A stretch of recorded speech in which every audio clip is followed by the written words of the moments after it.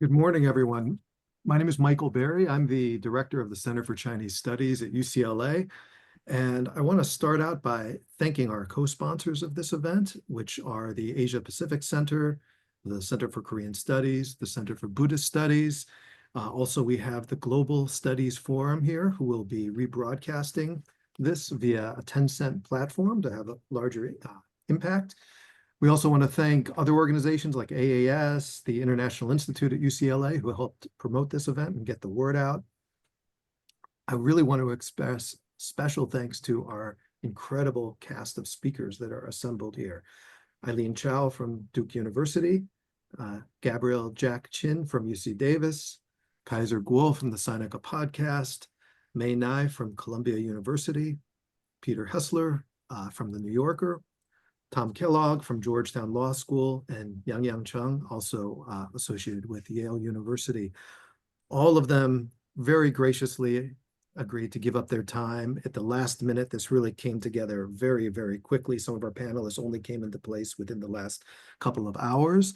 And the fact that they were so willing to step up and contribute, I think, speaks to the importance of this topic and how heavily it weighs on so many of us. So thank you for your generosity of spirit.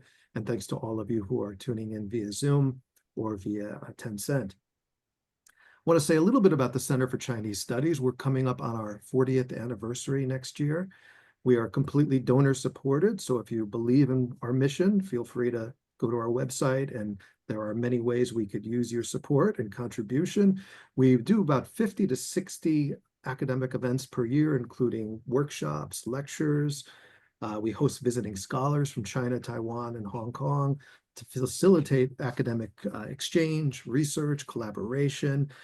And among the types of events that we host are teach-in forums. In the past, these have focused on such topics as the Hong Kong protest movement, Xinjiang-Han relations, Stop Asian Hate, and often when something comes up that we feel is really calls on dialogue, we convene these types of forum, and this felt like one of those moments. One thing that's a little uncanny is in the past when we hosted these types of so-called sensitive topic forums on issues related to China, we've recommended that the participants concerned about security issues turn their cameras off or change their Zoom profile name to a fake name. I never imagined I would have to make that recommendation or that suggestion to an online forum about US policy. But I am going to make that suggestion. If you feel vulnerable and want to change your name, please, I encourage you to do so. Now, long before I was a professor or a grad student, I was an international student. I spent 2 years during my undergraduate years in Nanjing and Taipei. And that was an experience I think I share with many of our panelists here, whether they came from China or Taiwan as international students to the US or from the US studying overseas.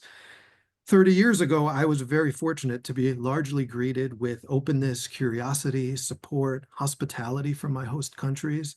And it's hard to articulate just how powerfully transformative the experience of studying abroad can be for an individual.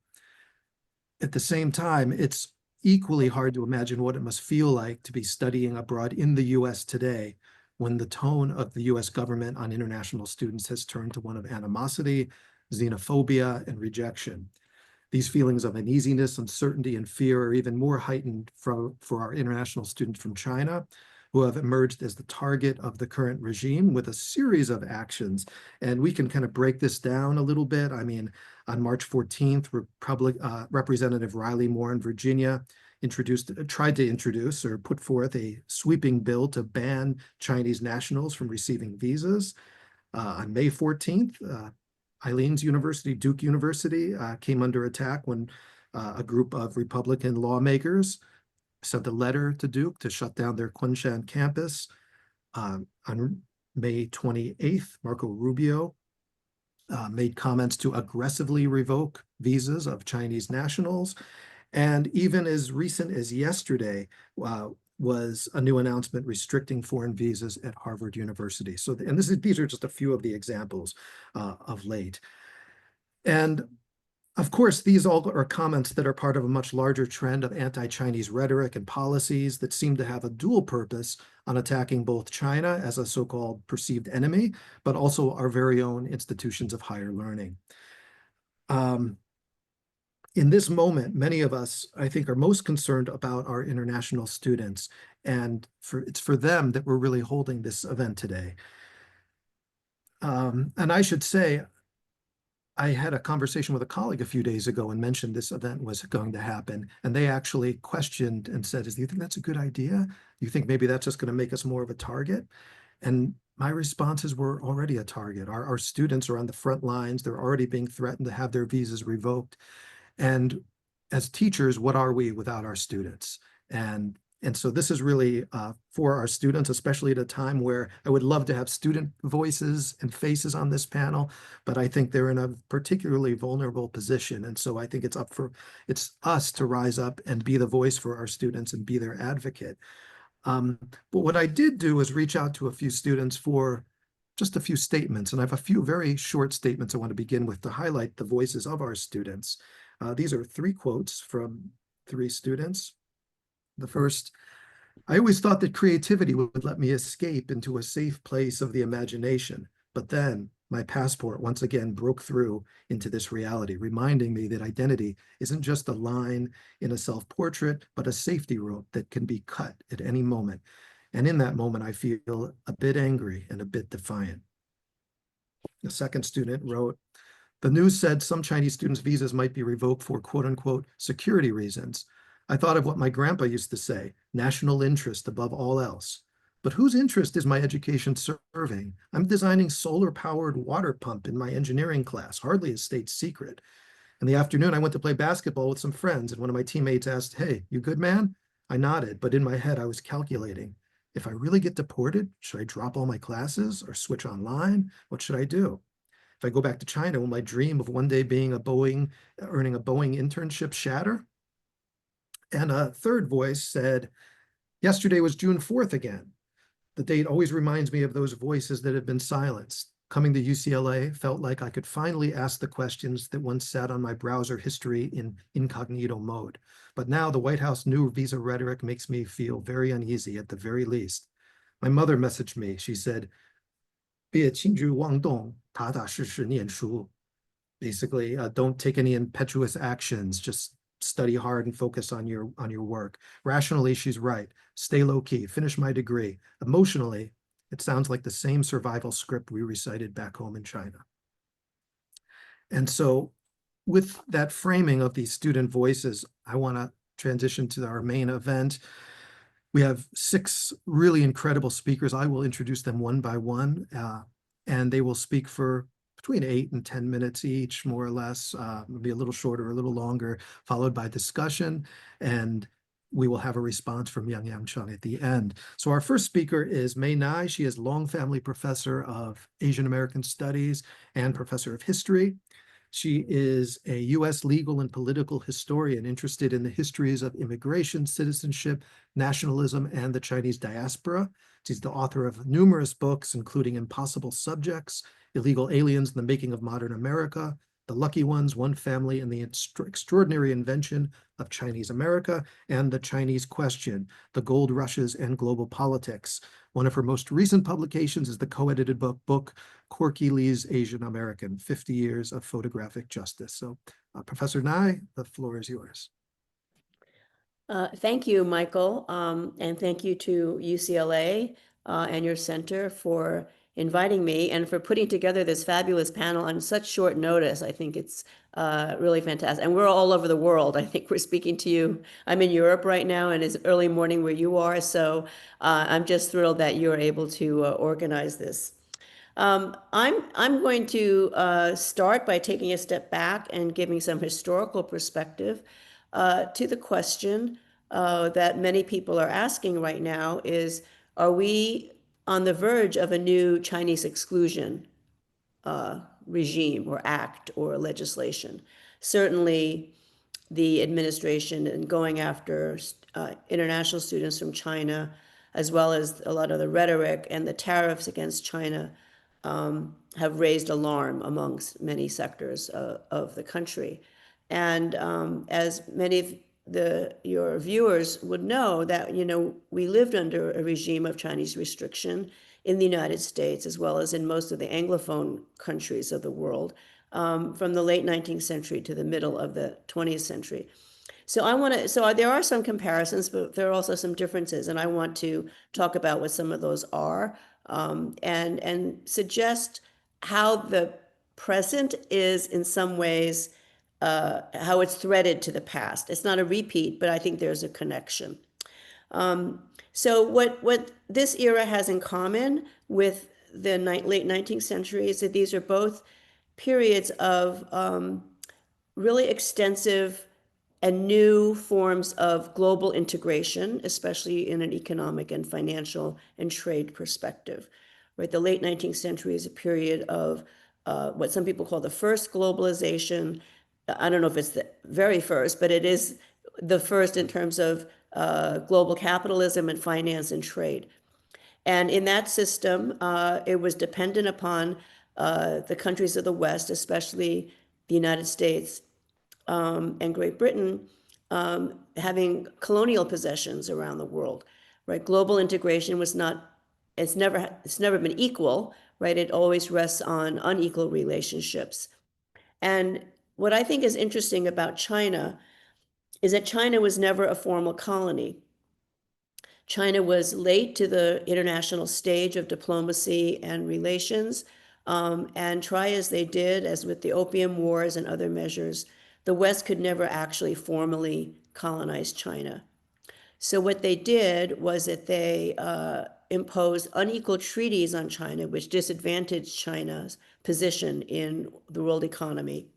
And they passed exclusion laws in the West in order to contain China, to prevent China's people from going to other parts of the world. Now, they didn't bother with excluding Chinese who went as indentured workers to plantation colonies, but they kept Chinese people out of the United States, Australia, New Zealand, Canada, and South Africa. And I think this was a kind of, these are instruments in lieu of formal colonialism, right? Of unequal treaties and exclusion laws to prevent Chinese people, Chinese merchants, Chinese workers, Chinese capital from traversing the world in any kind of way that might approach being equal. Now, these exclusion laws lasted well into the middle of the 20th century. And I think what we have today now is another kind of global economic integration of the world that's been going on for the last 25 to 30 years, in which China is now a major player. At the time of Deng Xiaoping, China was still a very poor country. During the communist period, China did a lot of positive things to raise the standard of living of its people, but it was still a very, very poor country. And since the so-called opening of China, China is now a major global player in the economy. And what's interesting is that, until recently, China's role was in a way kind of colonial-like, in that it manufactured consumer goods, cheap consumer goods, to be transported back to the West for consumption by Americans and Europeans and people in other parts of the world. But more recently, China's economic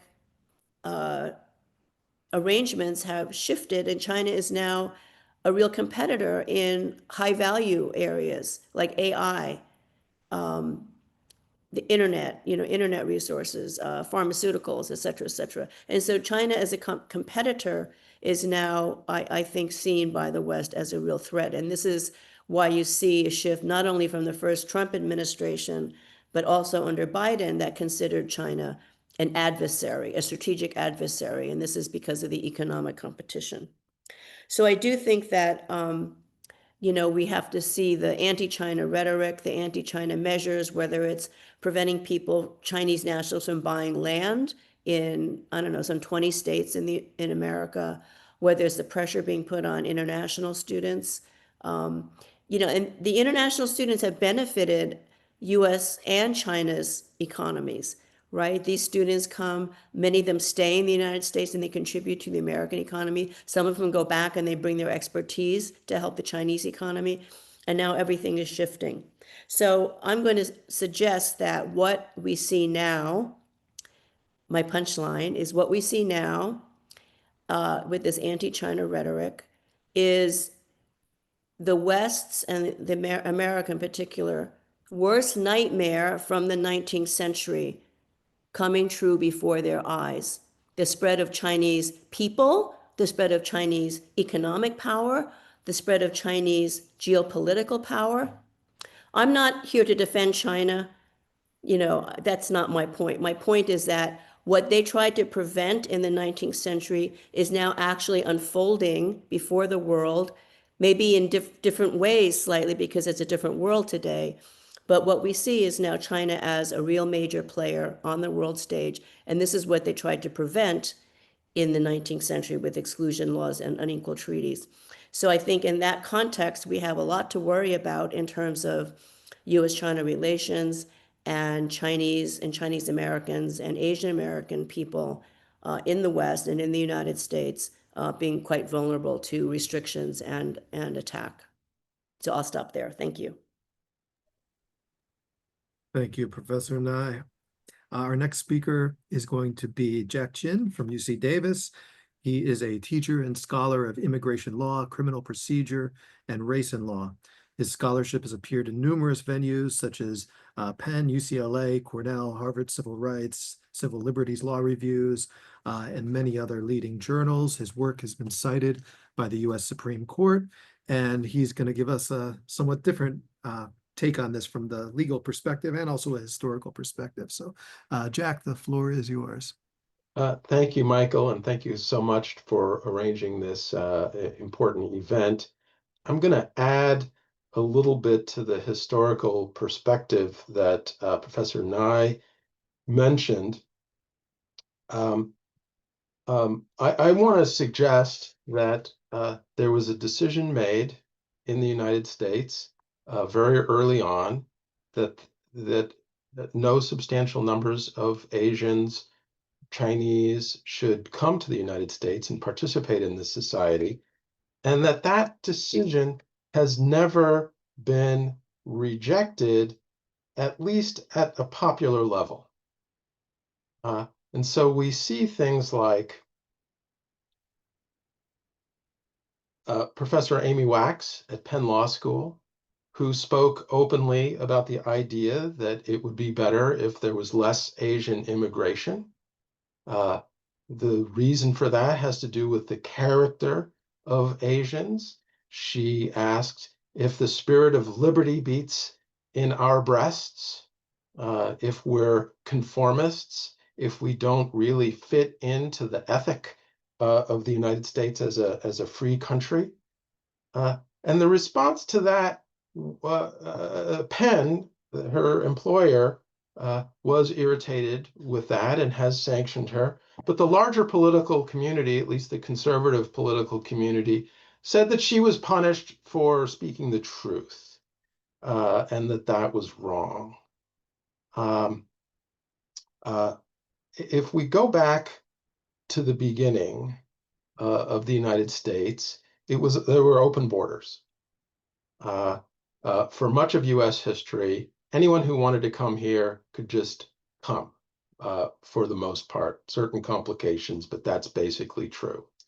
On the other hand, there were policies that made it difficult for people to come to the United States, in particular, land laws that allowed only citizens or people who could become citizens to own land, which was a very important issue when most of the economy was agricultural.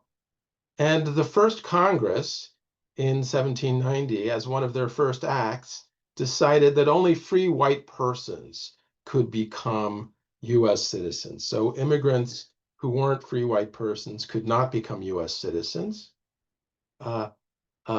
This was targeted at African Americans and Native Americans, but the Supreme Court readily said, of course it applies to Asians. They're not white people, according to the framers. They're not the people who were invited, so they also cannot become citizens. This case, Ozawa, was from the 1920s, but early in the 19th century, it was clear that Asians were among the unwelcome immigrants. This is Chief Justice Taney, author of the famous Dred Scott decision.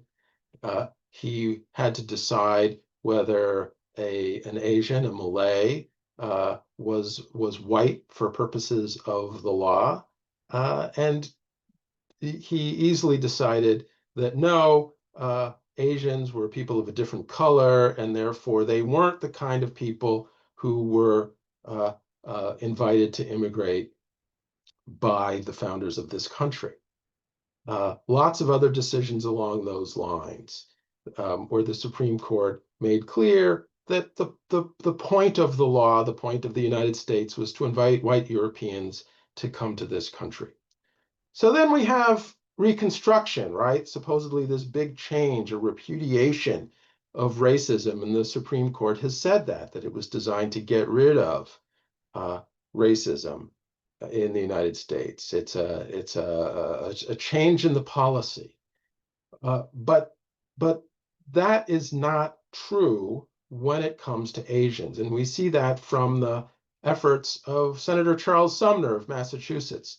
And he said, let's just get race out of American law. Let's just have race neutrality. And so he said, for example, let's take the free white person limitation out of the naturalization law. Let's let everybody naturalize. And the answer to that was no way. Congress considered that 4 times, and each time they said, we're going to leave that restriction in, except as to persons of African nativity and descent. And if you read the legislative history of those times, you will see that the concern was naturalization of Asians, among other people. There was a proposal to allow all people to own land, regardless of race or citizenship. And Congress decided, well, we're going to keep the citizenship requirement in. We're not going to let non-citizens own land as a matter of federal civil rights law. And again, the point was that Western states said, we don't want to let Chinese own land, so let's not have a civil rights law that would apply to them. Perhaps the most significant racial discrimination that came out of the Reconstruction era is the 15th Amendment. Wonderful amendment, granted the right to vote to African Americans. But again, Charles Sumner said, when this was considered, why don't we just say the right to vote shall not be denied on the basis of race? And the answer was a lot of states in that period allowed non-citizens to vote, but they only wanted to let white non-citizens to vote. In particular, again, the Western states said, if you just prohibit discrimination in the right to vote on the basis of race, then we won't be able to prevent Chinese from voting. And we have to prevent Chinese from voting. So they put in the right, non-discrimination right as to citizens, but don't worry, because they left the racial discrimination in the naturalization law. Chinese people, Asians couldn't become citizens, at least by naturalization. So we have this policy of Asian exclusion and Asian discrimination even after Reconstruction. And at one level, that might seem to be a contradiction because we're told that Reconstruction was designed to prevent racial discrimination. But if you take into account the Chinese example, it's perfectly consistent to say that Reconstruction was designed to protect the rights of African Americans while leaving the states and the federal government free to discriminate against Asians. So then we have the 1960s, and something different happens. And to me, one of the heroes of this moment is Dean Acheson, who was Undersecretary of State, then Secretary of State. And between his holding of those 2 offices, he argued 2 cases in the US Supreme Court on behalf of Asian Americans, Oyama versus California and Takahashi versus Fish and Game Commission. And he won both of them. And he had a hand in making immigration, making naturalization race neutral in 1952. And race was eliminated from the immigration law in 1965. Asian exclusion ended, and we have the growth of the Asian American community that we've seen since then. However, as a number of scholars have pointed out, and Dean Atchison's role in this suggests, race neutrality, including Brown versus Board of Education and the 65 Immigration Act, came into being because of geopolitical concerns, because of the Cold War. And you see briefs in the US Supreme Court written by the Solicitor General where or the Attorney General, where the government says, hey, we're facing nuclear Armageddon, so now for this reason, you have to get rid of discrimination in the law. There was certainly an aspect of principle to it, but it was not purely principle by any means. So there was a decision to achieve race neutrality, but it was not a popular decision. Here's a Harris poll from 1965 when the 1965 Act came in. The headline says it all: US public is strongly opposed to easing immigration laws. They didn't want to let, the people didn't want to let more immigrants come in, and they certainly didn't want to get rid of the preferences for white folk. They thought that that was just fine, and they strongly disapproved the increased admission of people of color, including Asian Americans. I'm sorry, immigrants from Asia. I'll close by referring to a case, Knight versus State, that didn't have to do with Asians in particular. It was the prosecution of Freedom Riders in Mississippi in 1964 for disorderly conduct when they were attacked by a white mob. And the Mississippi Supreme Court upheld their conviction and said they should have obeyed the law. And they closed with something that I think is revealing. They said, large numbers of people in this broad land are steeped in their customs, practices, mores, and traditions.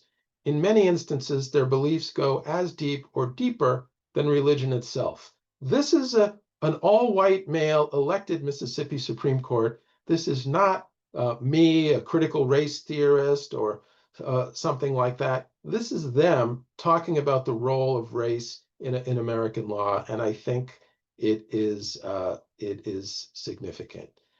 Thank you. Thank you, Jack, for that wonderful historical overview. As our viewers might notice, we're kind of starting off trying to contextualize what's been unplaying more recently by giving you a broader historical context, and we're eventually going to start migrating more towards the present moment. Our next speaker is Tom Kellogg from Georgetown Law. He is Executive Director of the Center for Asian Law, where he oversees various programs related to law and governance in Asia. He's a leading scholar of legal reform in China, Chinese constitutionalism, and civil society movements in China.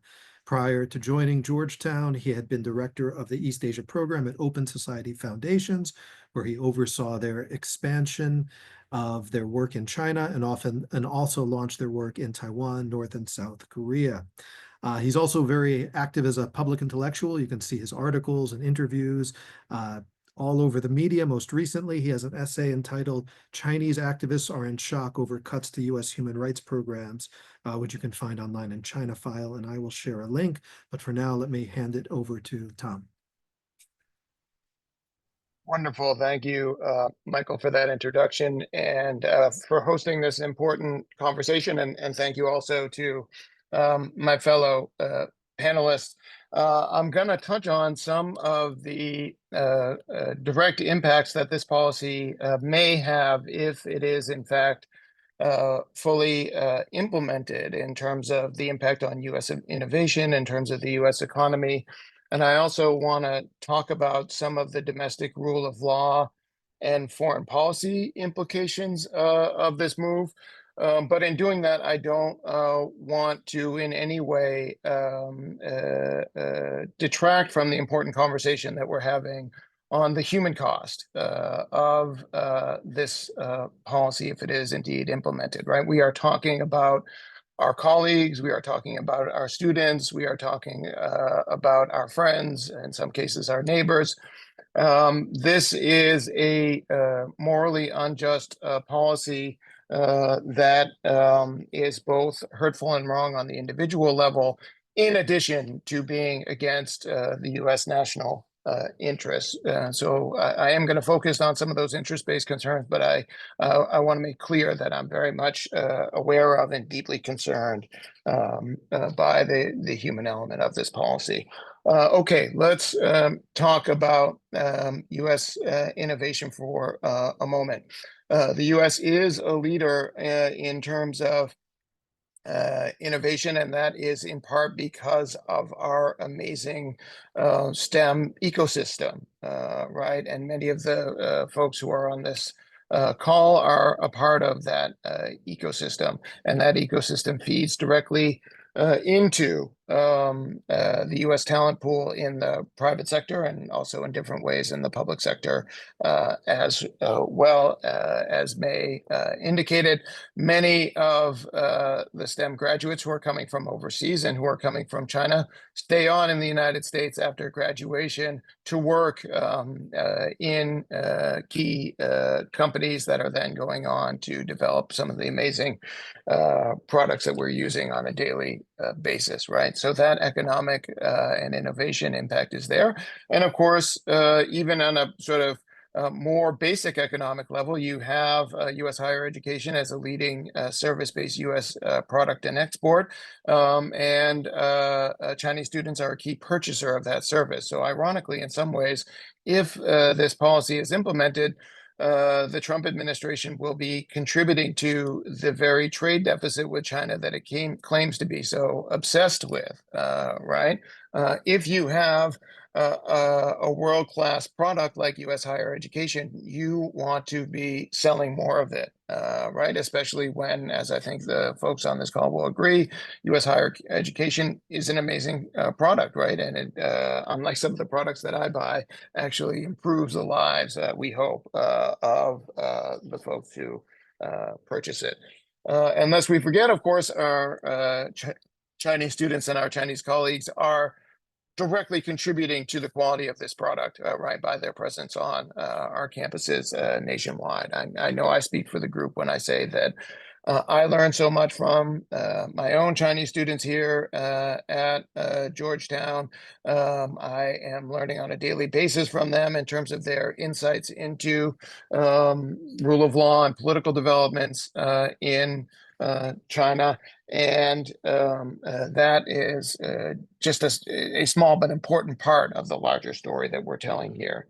I know Kaiser is going to speak more about this during his remarks, but it may be the case that we are going to see a partial, or could we even hope, total unraveling of this policy move by the Trump administration in the days to come. As we all know, Trump and Xi just concluded their hour plus phone call earlier today, and apparently as part of that phone call, they talked about taking back this policy move that was announced last Wednesday. What does that tell us?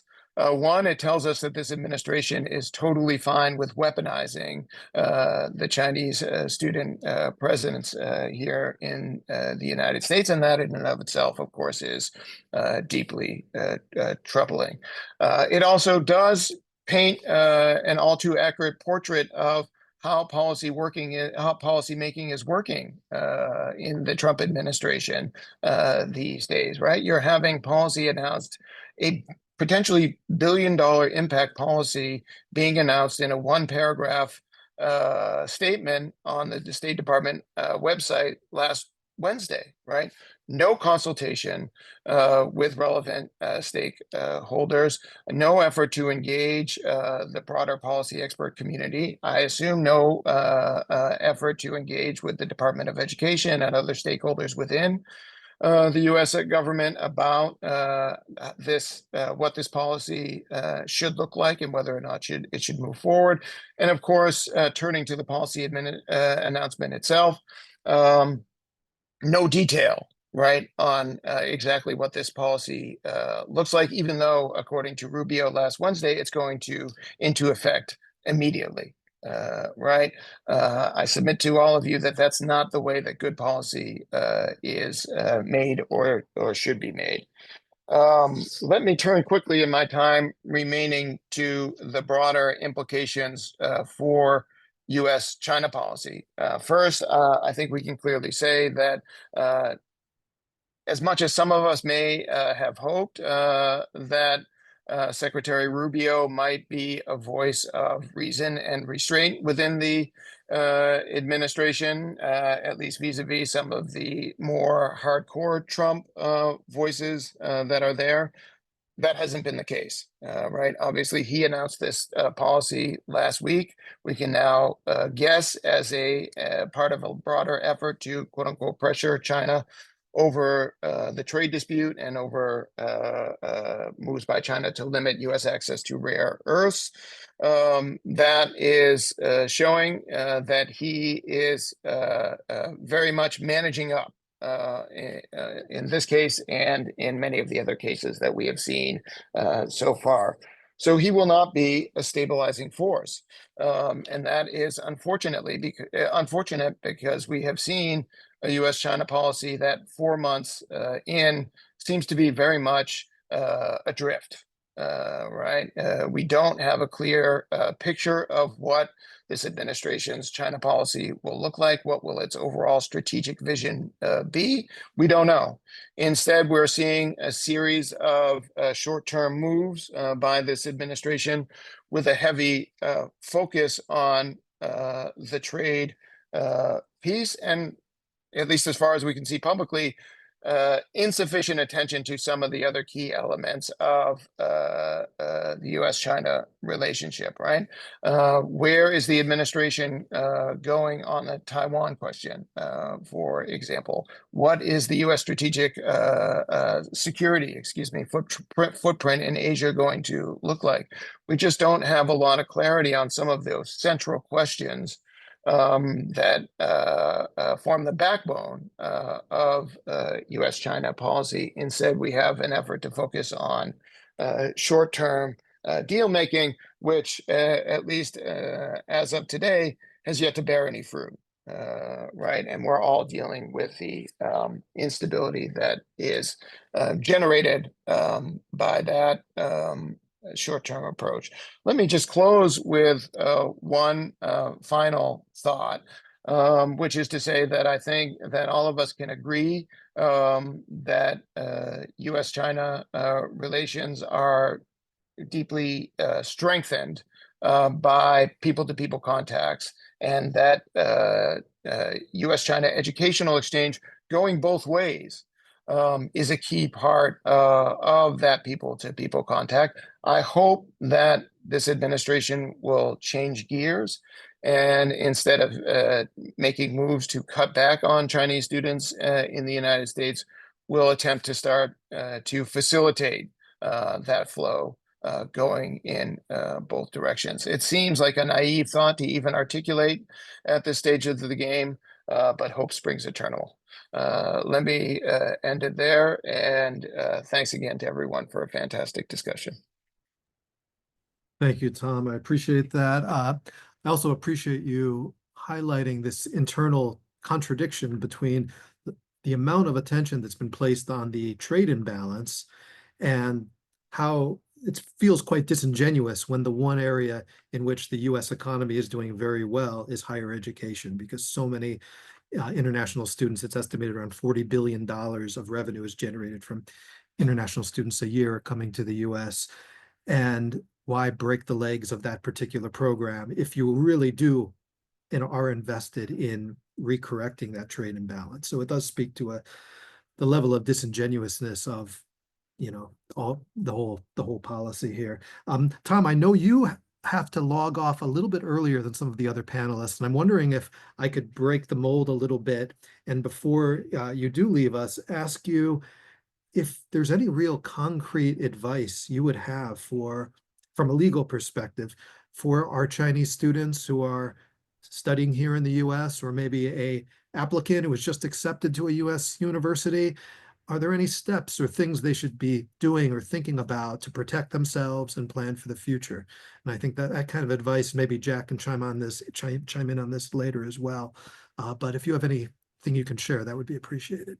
Sure, just quickly, and I both want to apologize for having to miss the discussion, and I do hope that Jack will chime in on this question as well. A couple things. One, before I get to the legal piece, I hope that our Chinese student colleagues and potential Chinese students who are listening from overseas won't give up on us. Right, it is important during this incredibly trying time to differentiate the largest megaphone, which is the Trump administration, from broader U.S. society, from other voices in the political system and other voices in the country as a whole. Trump, of course, is the head of the executive branch of the U.S. government, but he doesn't speak for all of America. And I know that Georgetown is taking steps in particular to try to convey that message, both to our Chinese community, Chinese student community that is here now, and to Chinese students who are interested in coming in the years to come. Now, on the legal front, I would say that thinking through, especially students who are in STEM fields, thinking through, who to call on the legal front, I think makes sense, right? If God forbid you get a call from a U.S. immigration official saying that your visa has been canceled, you want to know who you can call in that context, and that person probably should be legal representation. I hope and pray that universities will step up and be ready to assist in those situations, but they can only do so much, right? So students who are listening on this call who are working in STEM fields may want to think through who is a good immigration lawyer in your locality, because of course the US government benefits from speed and it benefits from fear in these kinds of situations. They're going to hope that people panic and leave the country immediately. And once you're out, it's much more difficult to get back in. So I would urge any of the folks on this call who are especially STEM students to think about the question of legal representation. I hope that today's developments will mean that this is an excess of caution, but it may be a worthwhile step. Thank you, Tom. And I'm sure we'll hear more on this topic later from Jack and Yangyang, who both also have backgrounds in law. So thanks again. And our next speaker is Eileen Chow. Eileen and I go way back. We have collaborated on many forums like this on various topics, very different topics. Eileen is Associate Professor of the Practice in Chinese and Japanese Cultural Studies at Duke University. She is one of the she's the founding director of Story Lab at Duke and a founding core faculty member of Duke Asian American and Diaspora Studies.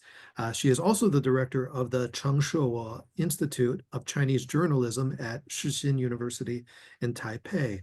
She is a prominent public intellectual. You can often hear her voice on various podcasts, ranging from Dream of the Red Chamber to various topical issues. She is also a translator, a writer, and most recently, I had the pleasure of seeing her debut play as a dramaturg here in Los Angeles. So I'm going to turn it over to Eileen, who's going to give us a different perspective on what's been happening.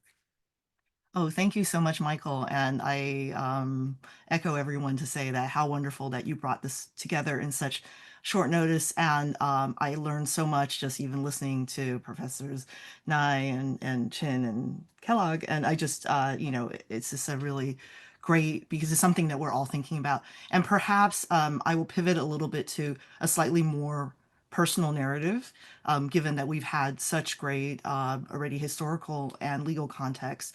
And one is that, of course, everything has felt personal, and I know Michael shares this feeling about all the stuff that has been happening.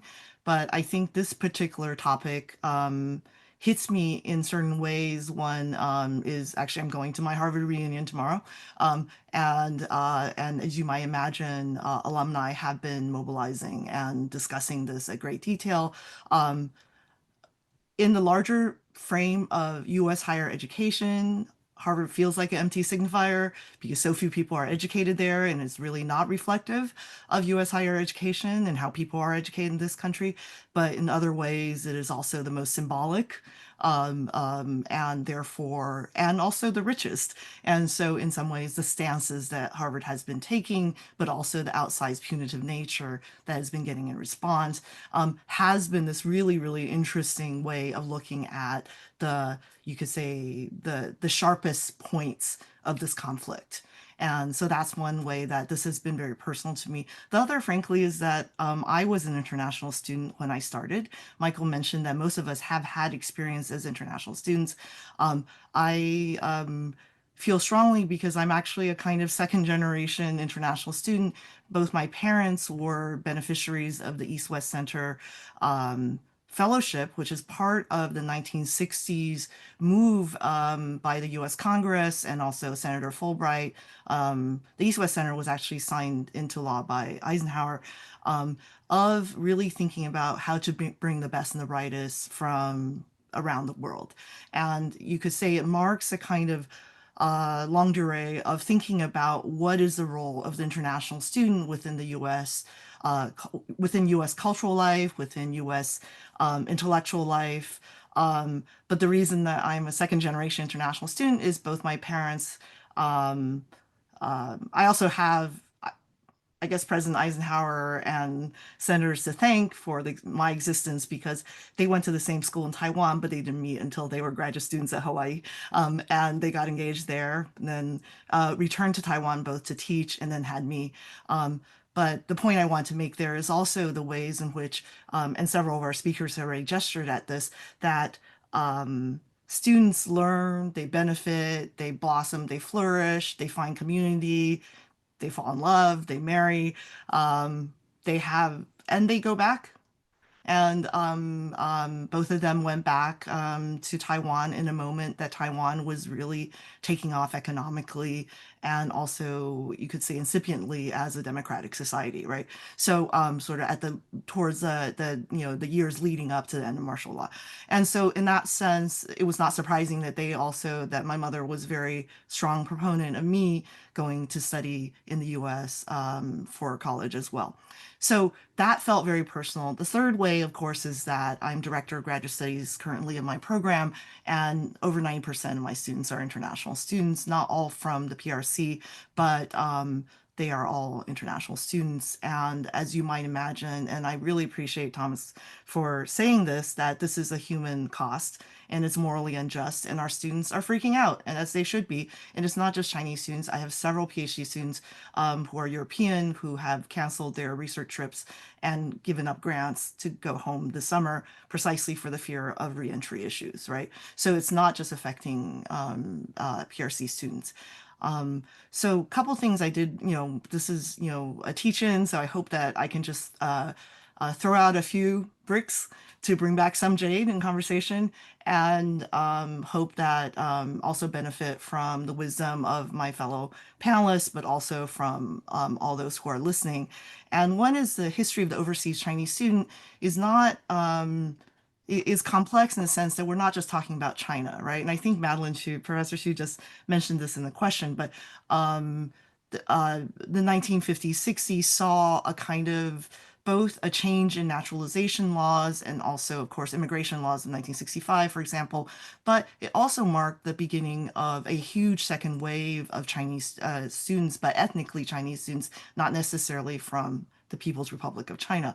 And I think Kaiser in a recent article has talked about this, that when we fall into the trap of xenophobia, it really is not about the PRC or not PRC, but xenophobia is at the root of much anti-Asian hate campaigns, of the ways that everybody gets targeted. And I think the percolations and the impact that is way beyond sort of thinking about US PRC relations. And as someone from Taiwan, you might imagine that I both participate in the anxiety of all that is happening with US-China relations, but also refracted in a very different way. And so I think that those other chess pieces are ignored at our peril. And so so to think about also on a human level, what is happening for students from Taiwan, what is happening from students from Singapore, from students of Asian descent from all over the world. So that is one aspect I really want to talk about. The second is, and actually I really loved how May talked about this, is both a thread from an earlier moment of Chinese exclusion, but differences. And one difference that I think is really interesting is, of course, the Chinese exclusion law was very delimiting of workers and some merchants, but not students. And so what's fascinating is that in this long US-China tension, xenophobia, as well as restriction of China, and I think May laid it out so well for us as a way of kind of not having a nightmare come true of China's power, one of the ways that that human exchange that Thomas mentioned has always happened has actually been students in the US. So whether it was the first kind of missions that were brought over, such as at Yale and at Harvard, but also later through the Indemnity Fund, but also the establishment of the Yangyang Institute and also various Christian missionaries, that there's always been this flow of students as a kind of soft diplomacy between China and the US. And what's kind of strange and interesting of China Exclusion 2.0, if we want to think of it that way, has been this very particular targeting of what in the past has not been seen as part of the Chinese exclusion. So that is one aspect that I would love for us to just discuss more. Of course, this is also not new to Trump 2.0. The China Initiative, which was enacted in 2018, targeted mainly Chinese STEM faculty and students. And so this is what we're seeing now, to me, is very much a continuation also of the China Initiative that was then dissolved or at least abated during the Biden administration.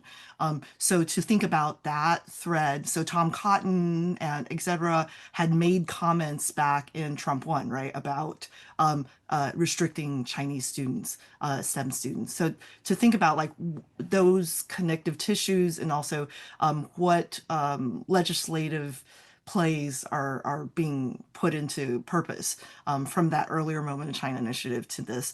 But the final thing I was going to say is since Michael also quoted a few students, one of the things I saw on social media was a quip saying saying that now I have the government infrastructures of 2 countries watching my social media account.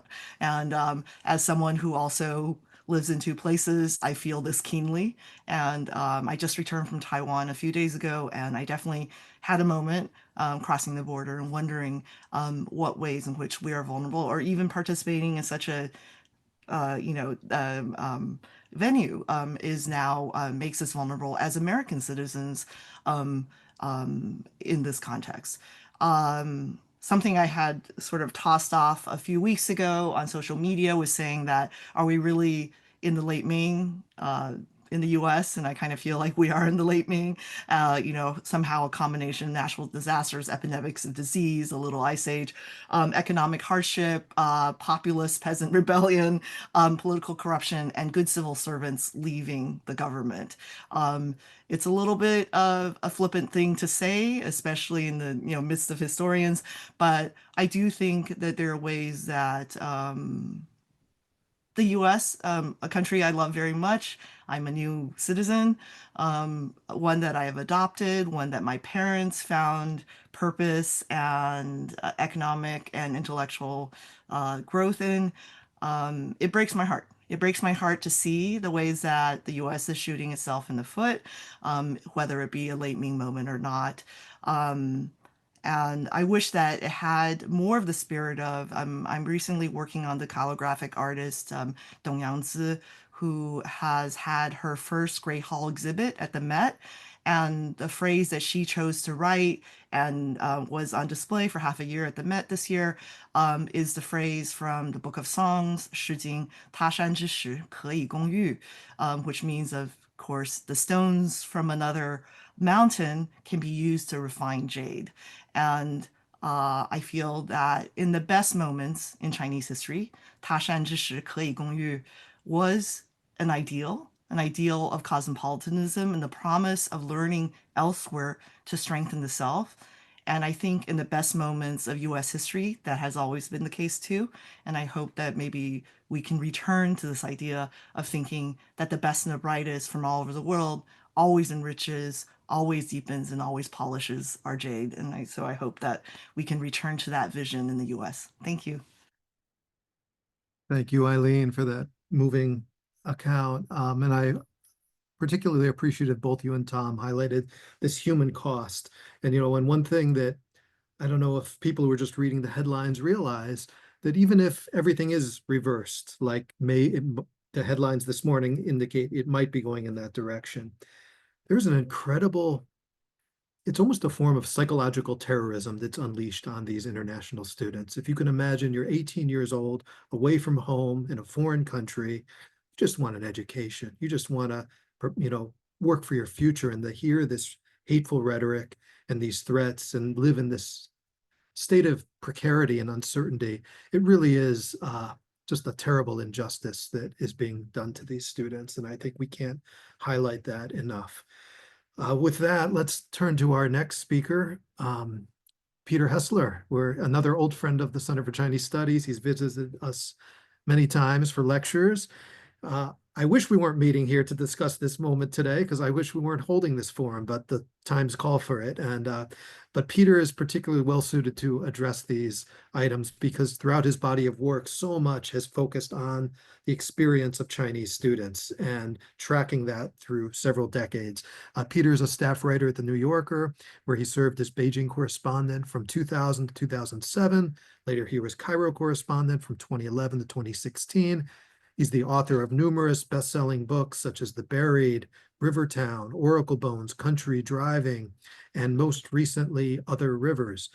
He was a MacArthur Fellow in 2011, and he has a recent essay in the New Yorker on this subject entitled The Uncertain Future of a Chinese Student at Harvard. And I'll put that link in the chat, but for now, let me turn it over to Peter.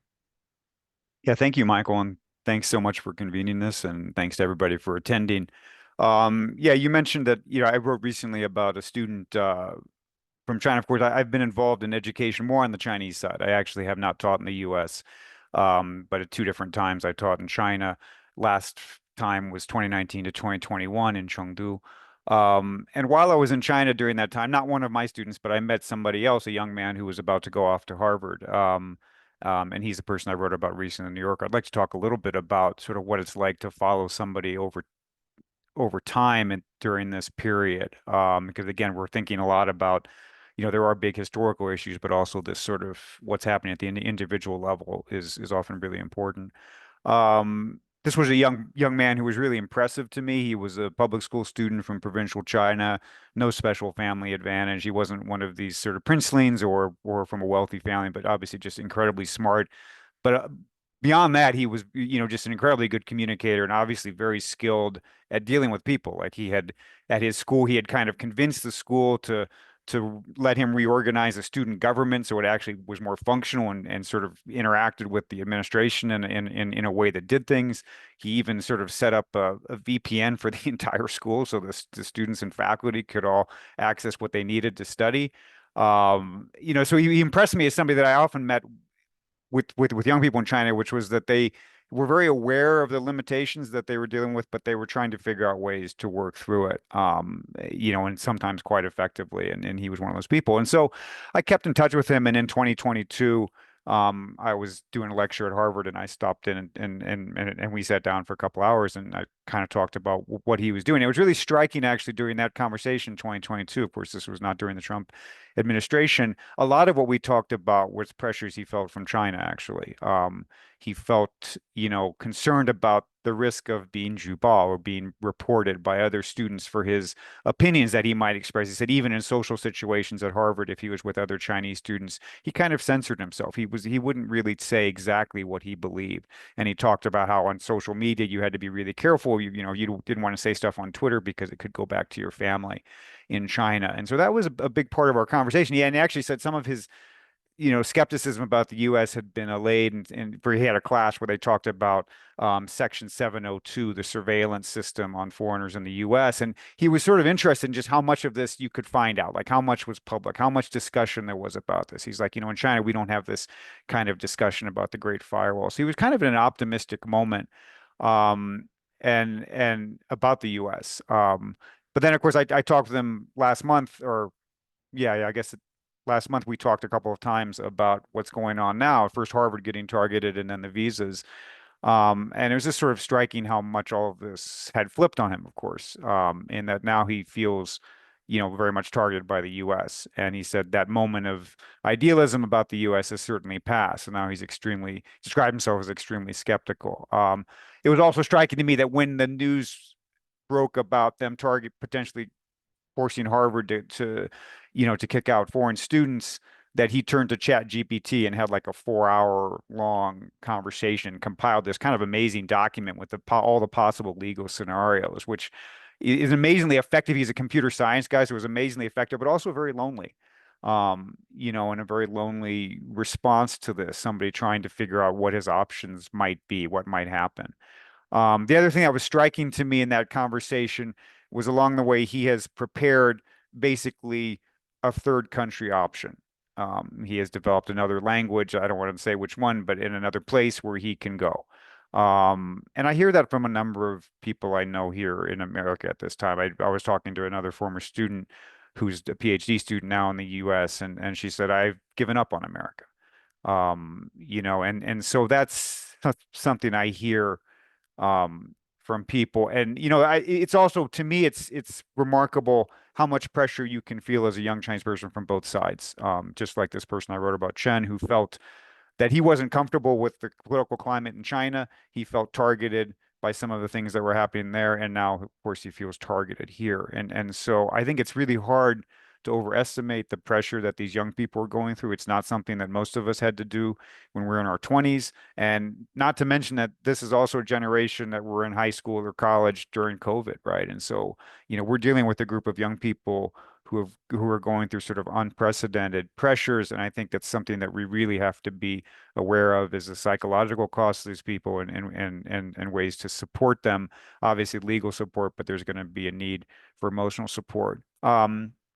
I think in terms of the rhetoric in the US, I mean, it always feels like everything on China is outdated because, like we're always a step behind in terms of the way people see China, right? And it's easy to understand because things change a lot. Like even if I look through my stories, like in 2005, I did a story about Chery, the Chinese car company, and they had just copied a Chevy Volt, which had basically been a Daewoo car, and they just like copied the thing, even down to the doors and everything, and made this. And that was an appropriate story at that time. That was what the Chinese car industry was doing, basically.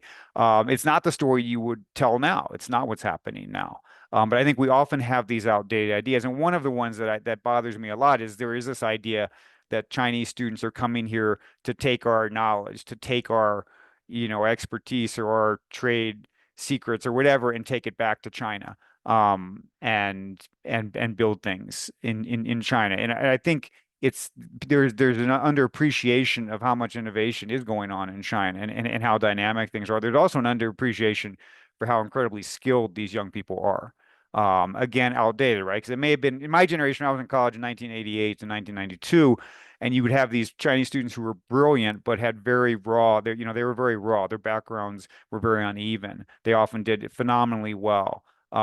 Because they worked so hard and they were so smart. But their education in China had been spotty in many cases. Nowadays, I mean, especially in STEM fields, the people that we get from China, the education is unbelievable in terms of preparation for math. And all of my a lot of engineering students when I was teaching in Sichuan, and when they come here and do PhDs and so on, and they all say, oh, the math is so easy for us. It's we're much better prepared. And so there has to be a recognition that the people we're getting are really remarkable. Like, we're benefiting from the Chinese education system when these young people come to our country.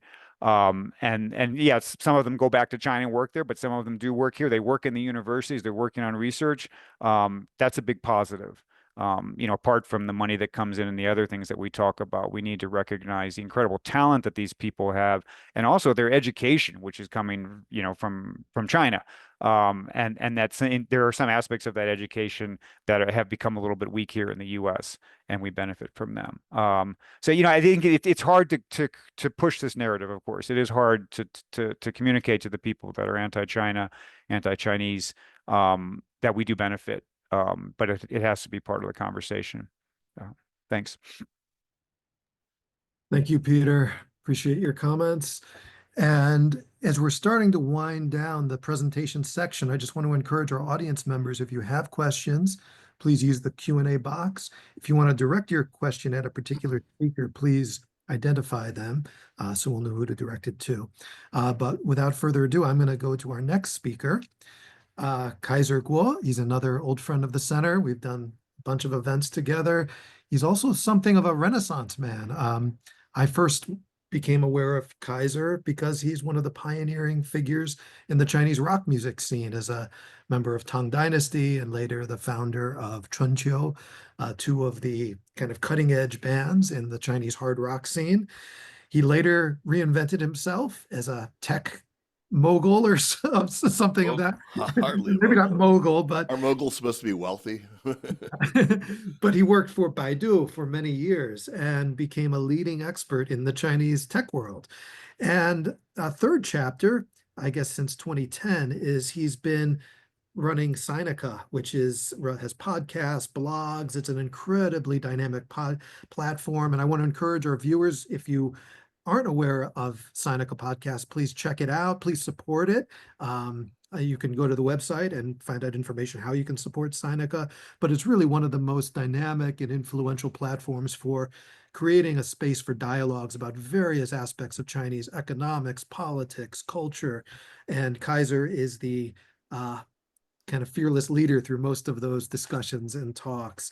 But I hear that you're going back to the rock chapter very soon. So looking forward to that. But right now, I'm most looking forward to hearing your comments about this pressing issue that we're all facing. Kaiser's comments on this have been featured online on the Sinica blog. You can see his essay, We've Lost the Plot, Sinophobia and the Collateral Damage of American Primacy. I'll put the link in. But for now, let me turn it over to Kaiser. Thanks so much, Michael. And the remarks from the other speakers before me were just so valuable and provided so much important context. I could really spend my whole allotted time just agreeing with what they've already said. I loved Tom's comments about the importance of people-to-people contact. I love what Eileen and Pete have said, to really, humanize this story, and that's very important. So having that said, I'm going to try to move on to other things that haven't really been covered. Let me first offer a quick update. As many of you know, Trump and Chinese President Xi Jinping had a phone call this morning, and from the readout from the Chinese side, Tom flicked at this. There's a line at the end of a paragraph simply reading, 美方欢迎中国留学生来美学习. The U.S. side welcomes Chinese students to study in the U.S.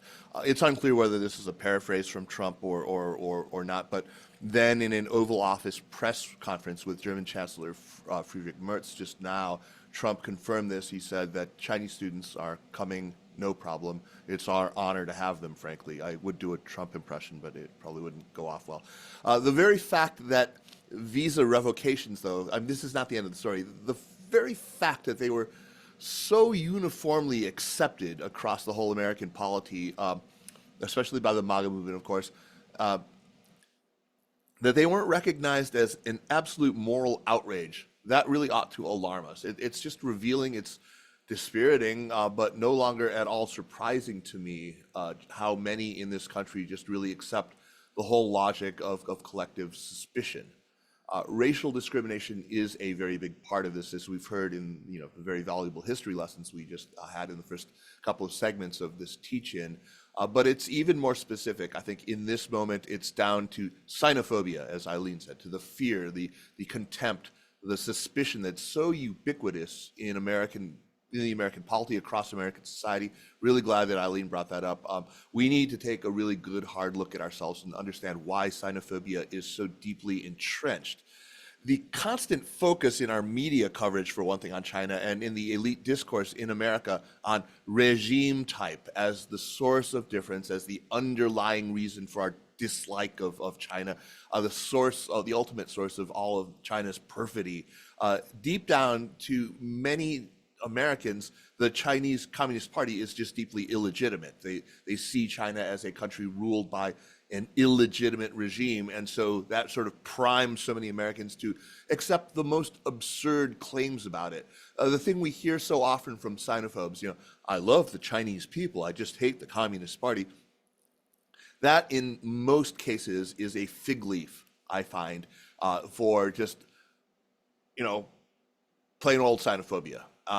With the MAGA movement's embrace of Rubio's announcement of this very odious policy, which hopefully we're going to see reversed, we've just seen that fig leaf blow away, and we're now seeing the underlying generalized xenophobia that is the naked truth of it.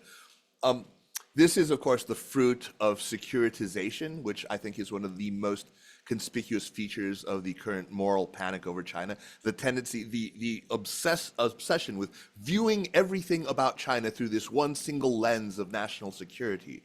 It's when all we have in our toolkit is a hammer, everything starts to look like a nail, and a Chinese communist nail at that.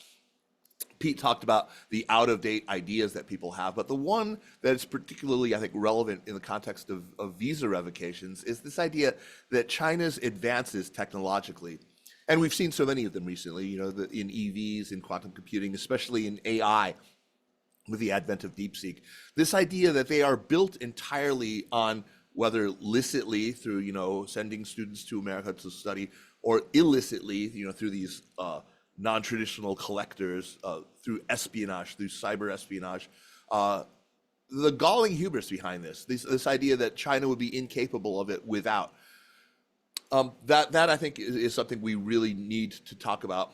The thing I really want to focus on, or one of the things I want to focus on in my time, is in the past, when I have talked about this surge that we saw, especially in the COVID years, of anti-AAPI hate and violence, when I have linked that to xenophobia, when I've said that xenophobia is really the cause behind this, I've gotten pushback from some quarters, from many quarters, along lines of, well, that's a CCP talking point, and you're just repeating it and you're reinforcing it.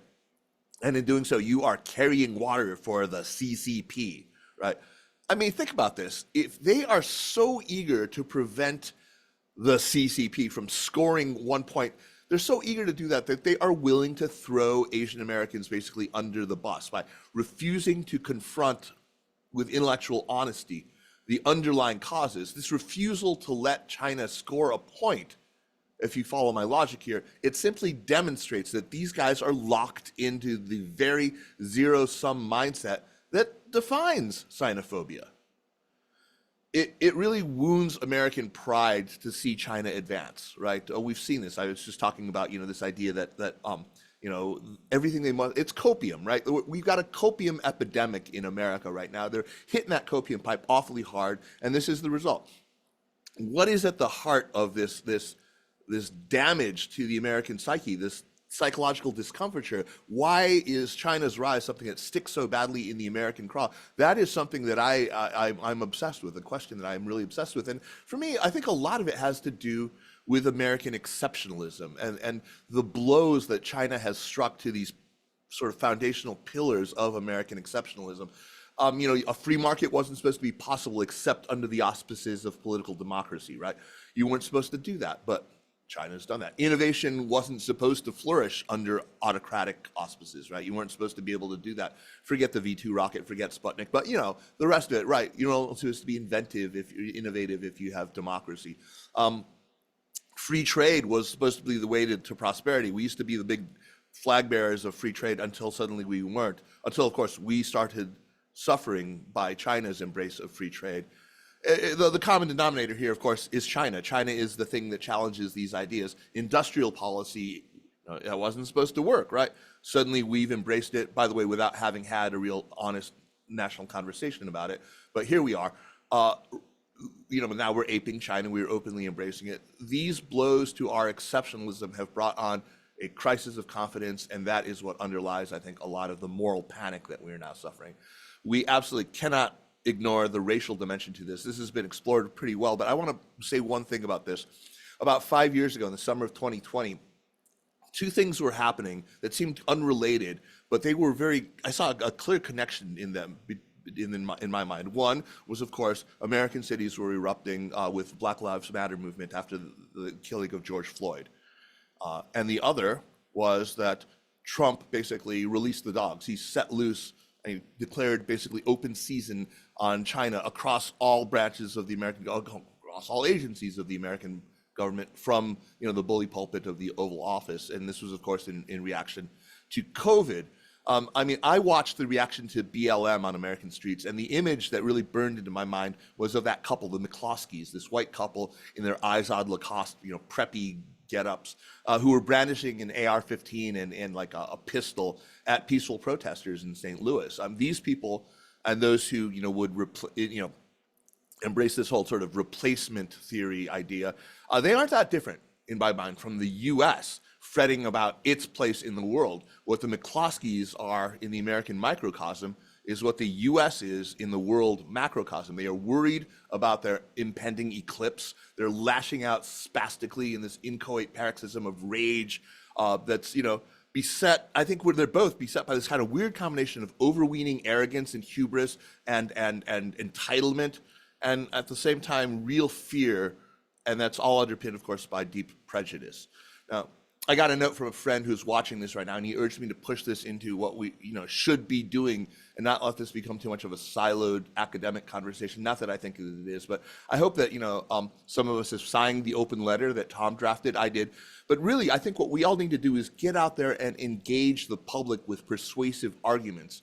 I am personally bothered by some of the framings that I've heard in taking on this argument, even by very well-intentioned people.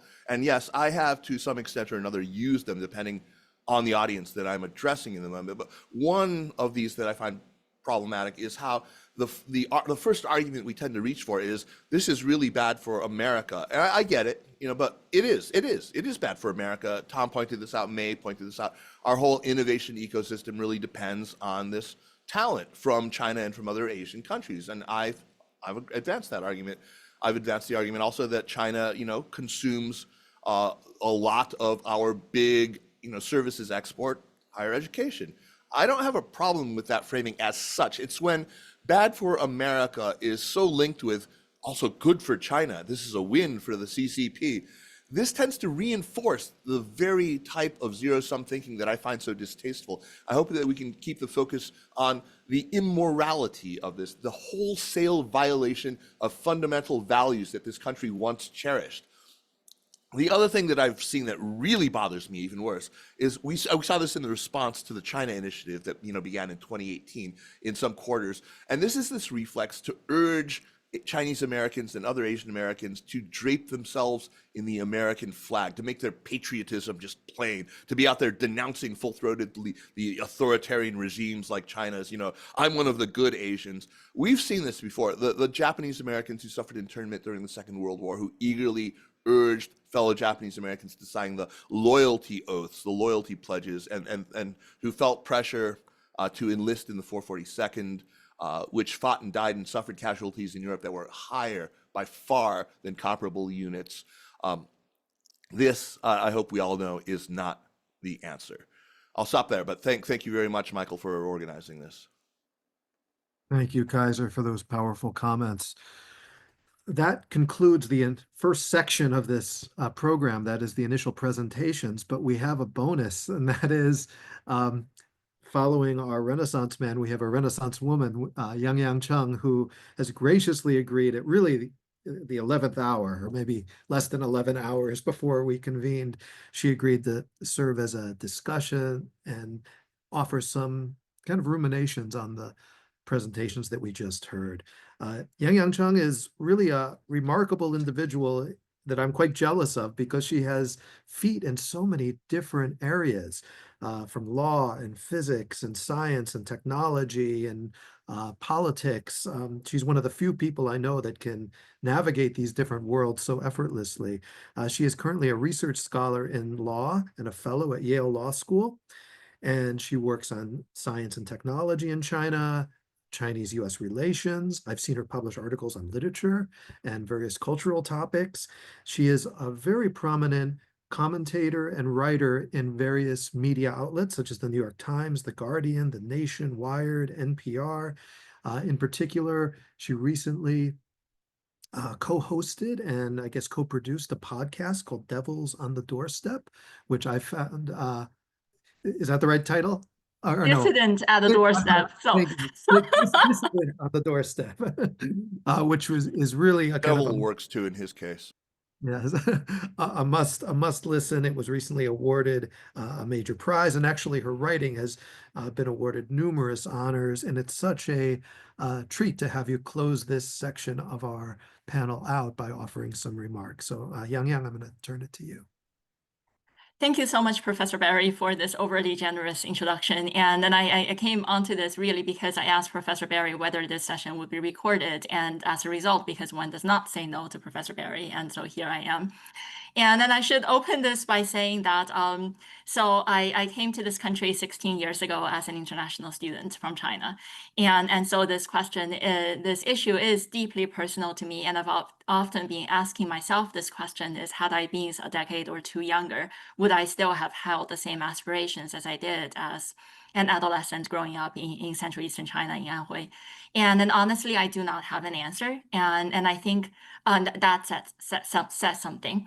And I really appreciated all the really enriching and both scholarly and personal remarks that the 6 panelists have given. And I would like to comment on really briefly on an area, since I work at a law school now, but all my legal education have been from the best TV lawyers, and my formal academic training has been in particle physics. And so I'll comment on science and technology with regards to US-China educational exchange in particular. And one of the reasons why we are seeing so much attention being placed on this, there are 2 broader trends that has taken place with regards to higher education here in the United States over the past few decades. And that timeline coincided, and it was not purely a coincidence with regards to also Chinese students coming to the US in the post-Mao, in the reform era. And these 2 trends are privatization, commercialization on one hand, and securitization on the other. And first of all, with regards to privatization, commercialization of higher education here in the US, and this happens both with regards to research and with regards to teaching and education. And first of all, I mentioned about research, and this is tied to some important legal developments here in the US as well, most notably with the passage of the Bayh-Dole Act in 1980, as well as the Supreme Court decision in Diamond versus Chakrabarty. And so what has happened is, on one hand, for decades after World War II, when the federal government became the primary funder of academic research in the US, results from publicly funded research has mainly stayed in a public domain. And this changed with the passage of the Bayh-Dole Act that allows and indeed encourages institutions of higher education to commercialize and their research products. And this has profoundly changed the landscape with regards to the purpose and the access towards the fruits of higher education in this country. And this tied with the Supreme Court decision in Diamond versus Chakrabarty is that it ruled genetic, like with the development in biomedicine, like genetically modified organisms could be patented. And so this why biomedical research has become a particularly lucrative field in higher education here in the US. And this is directly tied with NIH's extra scrutiny over collaborations with Chinese researchers over the past few years, that that timeline coincided with the China Initiative. Well, here I would also give an addendum here that the China Initiative was a Department of Justice initiative with regards to criminal investigations. In the meantime, federal funding agencies and the NIH in particular had been placing extra scrutiny and restrictions on academic collaborations with China that primarily targeted researchers in the US of Chinese descent over the past several years. And so it was not just about the China Initiative, but about law enforcement agencies, but also federal funding agencies and university administrators as well. So this is with regards to the commercialization, privatization of research. On the other hand, as Professor Tom Kellogg mentioned earlier, higher education in the US has become a product where the Chinese students have become consumers. And so when universities have become more like companies that see both their research and it's something that can be capitalized on, and their education as a product that can be sold around the world. When universities are acting more like multinational corporations, then they are also becoming regulated like them. And this is why we are seeing increasingly policies that govern international trade and the language and the policies with regards to commercial and export controls are being applied in the academic and educational arena. And so this is the first part with regards to privatization, commercialization. The second part is with regards to securitization, and this is tied with the earlier part as well, because when we think about national security, it's not just about military security as what one would conventionally imagine. And indeed, national security as a concept that emerged in the context of World War II, but solidified in the context of the Cold War, has been increasingly expanded to include economic security. The idea is that a poorer rival is also a weaker rival. And that was in particular solidified during the 1980s and 90s with the US's economic competition with Japan. And so we are so when we have higher education that is being and academic research that is being seen as a commercial product that is being incorporated into the concept of economic security, that is in turn incorporated into the concept of national security. And this is why we are seeing so much securitized language and securitized policies that are being placed on academic campuses, and Chinese students and researchers are bearing the brunt of these policies. And so when we see the threat of these mass visa revocations last week, the language was for students who have, first of all, is with ties to Chinese connections to Chinese Communist Party or working in critical technologies. When the policy was first announced, my former colleagues in physics were asking me, what is critical technologies?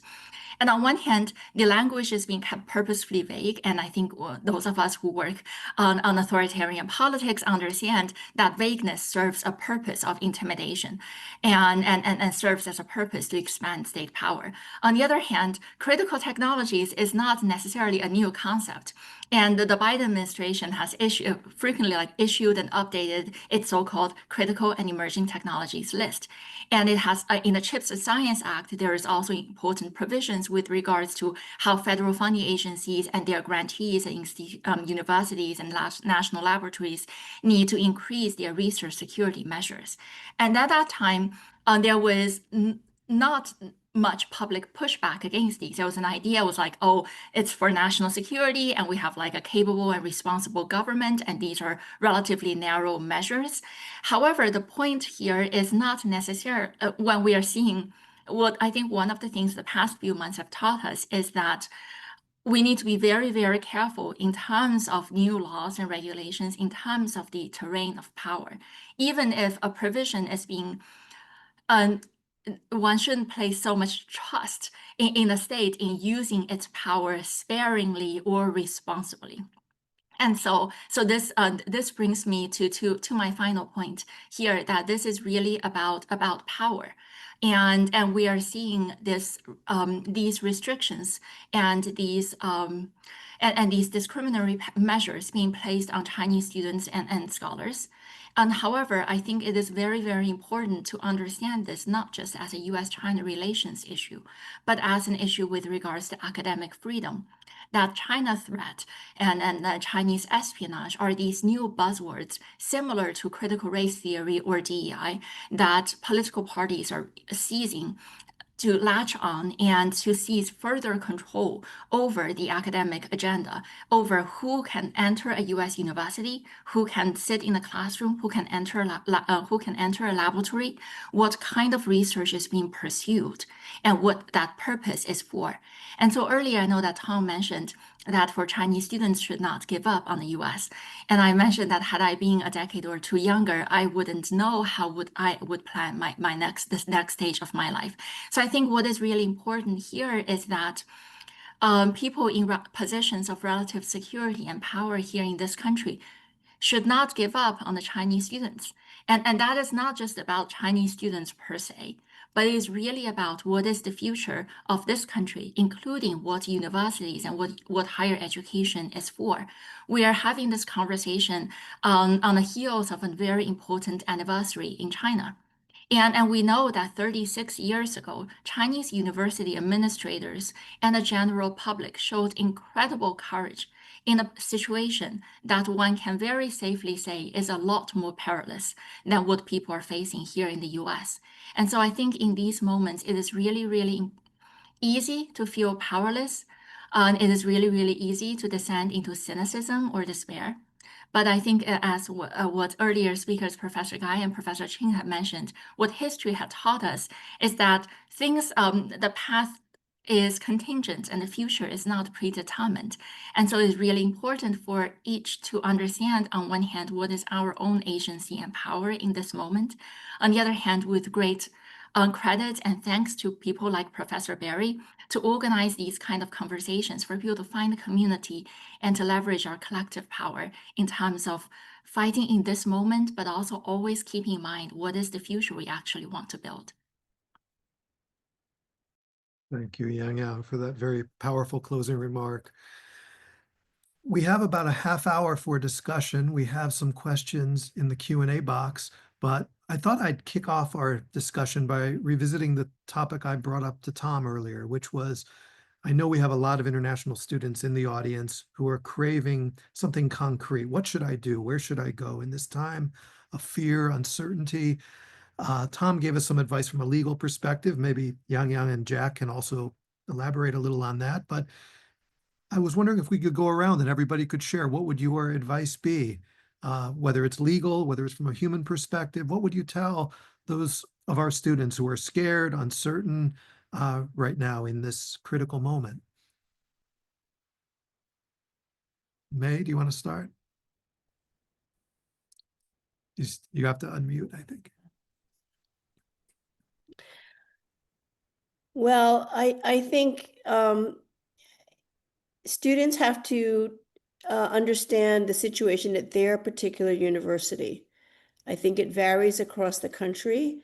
Some universities are going to be more willing to help you, and others will not help you.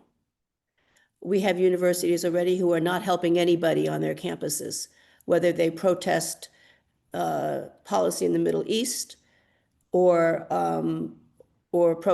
stand up for Black studies or whatever. So I think it varies. It's not the same everywhere. At my university I'm embarrassed to say, is not doing anything for our students or our faculty. So you have to know what your situation is.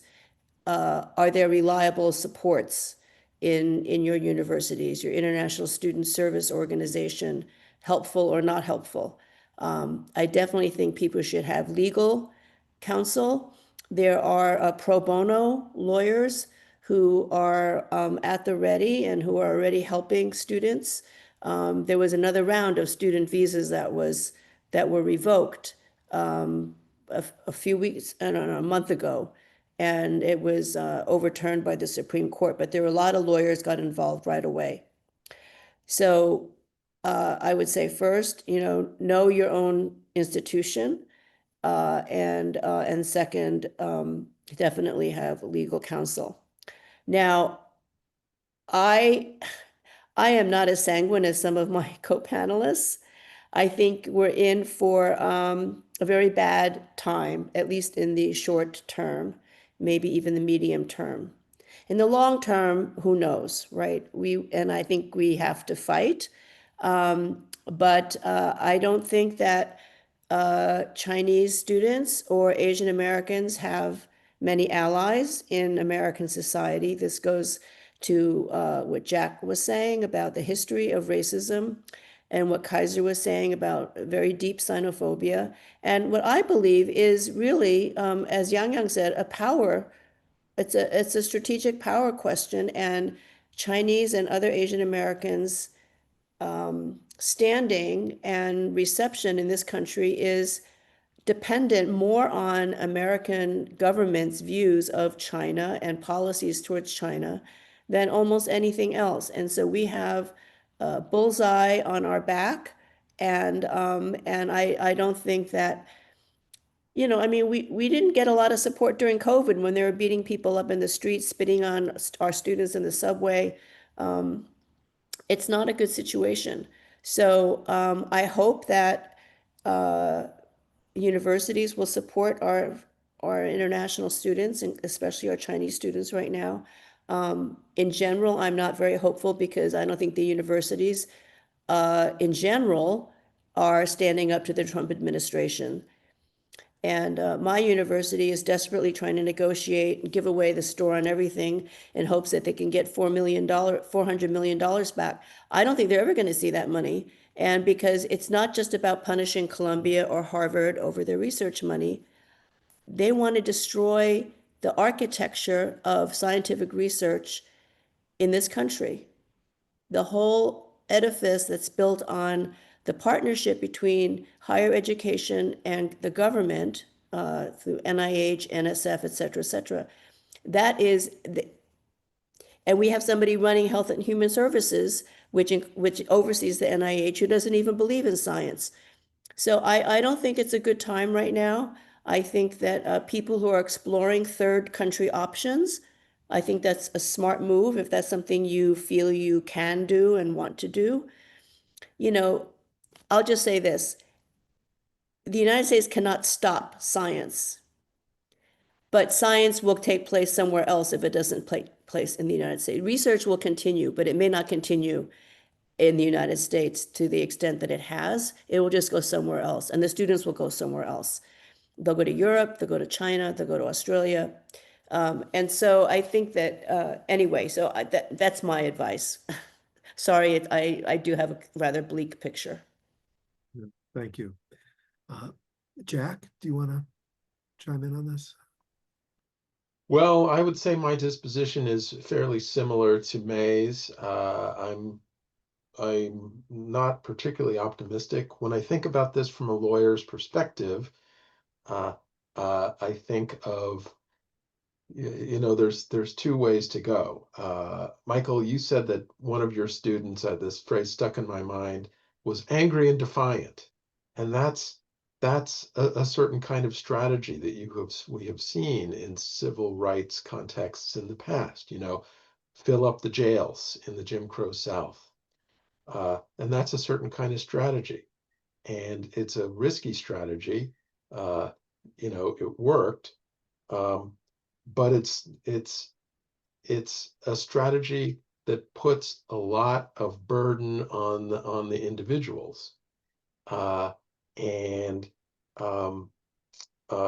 Another strategy, another approach, which is one that lawyers often take, is to figure out a way to minimize the friction and minimize the transaction costs. And why should you stick your neck out? We've seen this with the law firms that were targeted. The law firms have free or low cost legal representation, and some decided to fight, and others decided that discretion was the better part of valor.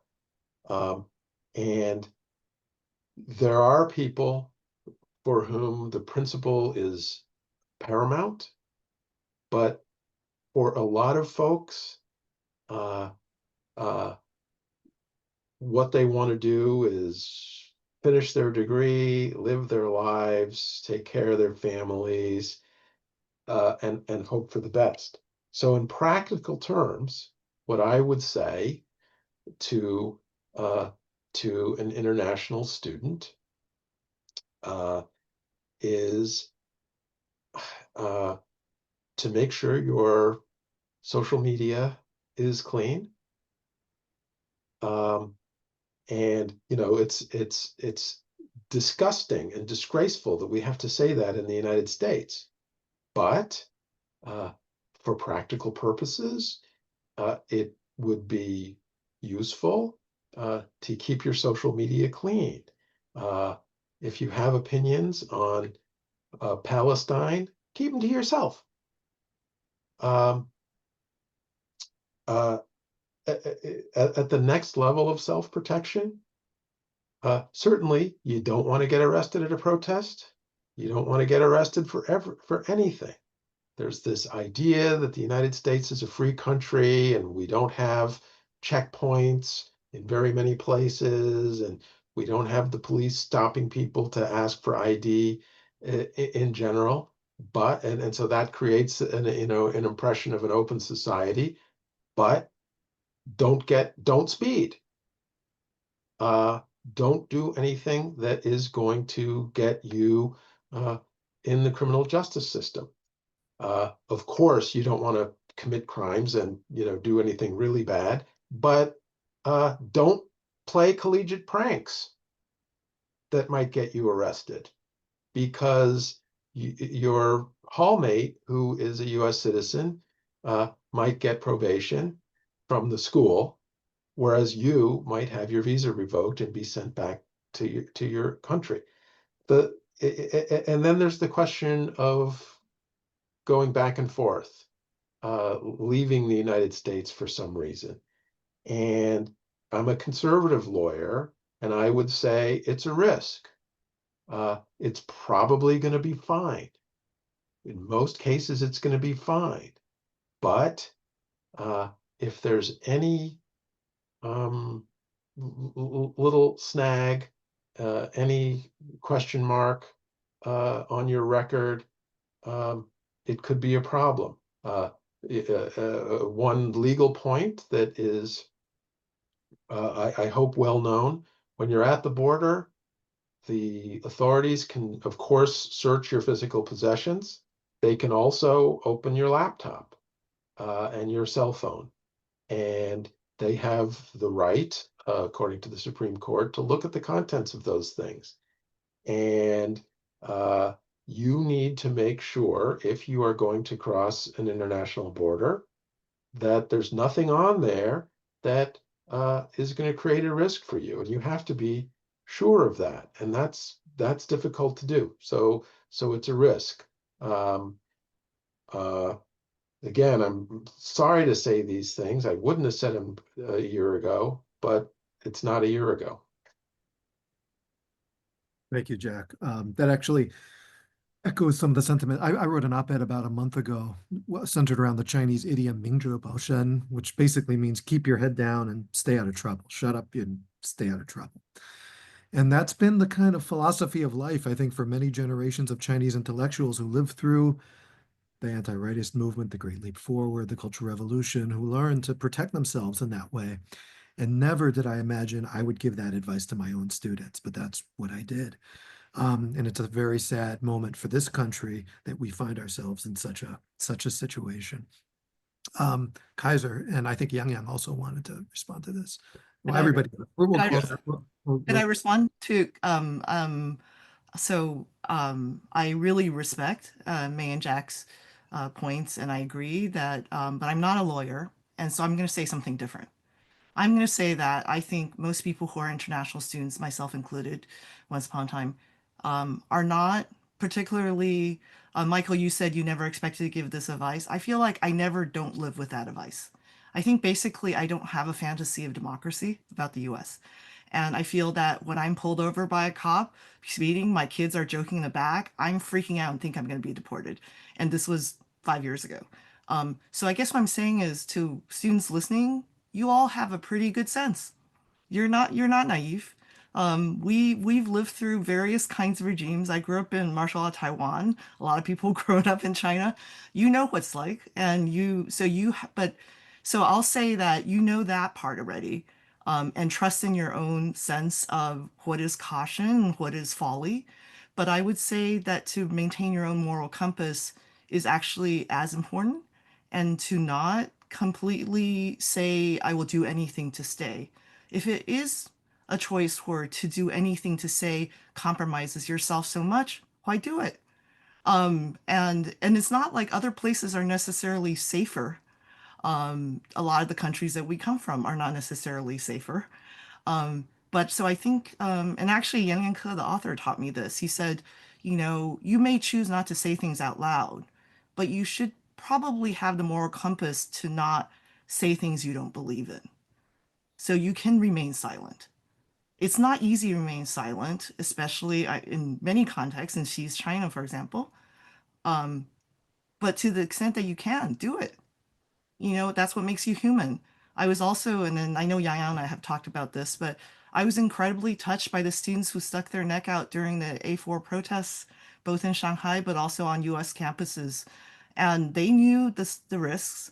They did it with their eyes open. And I actually really, really, really respect that about the young generation. I'm not saying this as folly and saying, oh, now you're not going to run into trouble. But I'm saying that, you know, there is something important to keeping that moral compass within yourself and to say, I will make certain choices within those parameters and not only just to survive. And I hope I'm not saying this from, you know, only a position of comfort, but actually from lots and lots of students I know and having lived this myself. And I just want to send that encouragement out to people too. Yeah, I think I was in line here.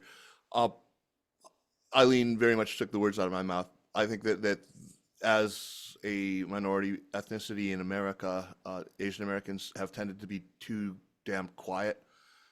And in this country, you know, the squeaky wheel gets the grease. We shouldn't mistake caution for cowardice, and we shouldn't use it as cover either. The other thing I would say is do not take comfort from, you know, Trump again chickened out. Trump always chickens out, taco. But he seems to have backed down. Don't take too much comfort in this. This issue is very much alive still. It will come back. We should take no more comfort from this than we did in seeing the Biden administration ostensibly take the name China Initiative off of the FBI's relentless pursuit of you know, using overt racial, ethnic profiling, country of origin profiling. So don't take comfort in this, and don't let your vigilance down. I'll just comment quickly. First of all, I'll speak on this from a very personal point of view, which is in terms of risk assessment. It is something that I've been doing for many years in the context of writing critically about the Chinese government. And it is also something that I've spoken to younger Chinese students who come to me who wish to voice their political dissent or participate in some of the protests, as Professor Chow just mentioned, with regards to the white paper protests or other types of advocacy. And one thing that I think it is really interesting to think about this moment that I am applying some of these skills and similar sets of thought process to the political climate in this country. That is to assess your privileges and things in your life and around you that could offer you degrees of protection, with the understanding that no protection is absolute, and also be very, very clear what is your risk tolerance, what is the amount of risk you're willing to take, what is the amount of sacrifice you're willing to make in this moment to stand up to live true to yourself. And I think that is an answer only you can give to yourself, and it's very, very important to not be swayed by a lot of other voices around you, in particular, people in positions of relative privilege, may like to encourage people in more marginalized positions to become tokens or poster children for risk taking. So this is the first thing. The second thing, I understand that I work at the law school now, but laws are tools of power, and legal measures by itself cannot fundamentally change the terrain of power. And so when one uses legal measures, one understands that a primary function of that is to buy time.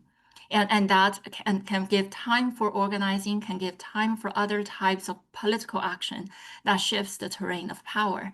And that comes to when we're speaking about universities. And I also think it is very, very important to have an imagination, understanding of university as not just the administrators or the board. It is also the community, the people in it, including the faculty, the fellow students, also the workers, and the neighborhood. And these are places where one may find warm bodies and warm spaces that can offer protection in times of need.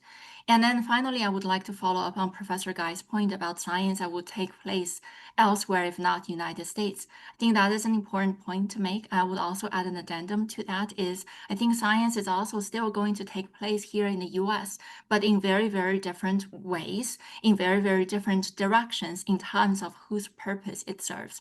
And so for Chinese students who are in the sciences, who aspire to a career in the sciences, wherever you choose to take your physical place of residence or employment, it is also very important when we look at history to understand that political and social conditions shape the trajectory of science and technological development that have lasting consequences even long after initial conflict has ceased. And we are still living in the science and technological regime that to a large extent was shaped by the Second World War and the Cold War. And these are very important lessons to keep in mind as well.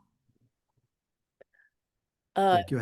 I just want to add a point, which is that I agree with, what people are saying, that individual students have to know their situation, understand how risk adverse they are, what they're willing to do, etc. But I think also that fighting back cannot be just done on an individual basis. We don't have a movement. There's no movement. At least I don't see one. And if there is going to be a real pushback to this potential policy or the other policies that we're facing, there has to be organizing. There has to be a collective response. And within a collective response, some people will emerge as leaders who are willing to stick their neck out and to take a stand and have that kind of courage. And that will give other people courage and inspiration to follow them. And it will give cover to people who don't feel they can speak out, but they will have the cover of people who are organizing. So I think that's another dimension of this, because we've been speaking about, to the average international student, what should I do? What should you do? And I think some of what you can do is to talk to your colleagues and your peers about what we can do. And I think it's difficult. It's never easy. But, historically speaking, people have always found ways to resist oppression and attacks. And I think it's a very difficult situation. But so even though I think it's a very bleak picture, I do think that I have faith in the humankind to resist oppression. But how that's done and how that can be done in this environment and around these issues, I think is difficult, given that there's very little institutional support and there's very little political support. I don't see the Democrats coming forward right now. It's not just MAGA and Trump. The Democrats have not shown that there are allies either. So I just wanted to put that into the mix, that we also have to think about resistance from a collective point of view. Thank you, May. Peter, do you want to chime in on this?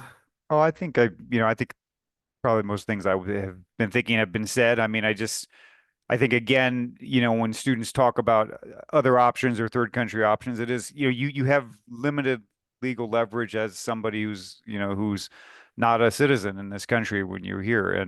But the power that you do have often is in your knowledge and your hard work, in your skills. And be prepared to think of those things as mobile is something that I would keep in mind. That's part of the agency that you have as a young person who is, talented and working in these specialized fields. Unfortunately, that has to be part of what you're thinking. Thank you.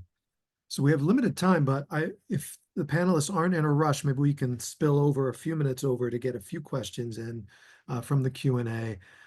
There's one quick one that I'm gonna just jump on, which is, what has shut up and stay out of trouble gotten all the people who have been harmed and oppressed in this country? What if enslaved people, women or Black people, just didn't speak up or resist their treatment?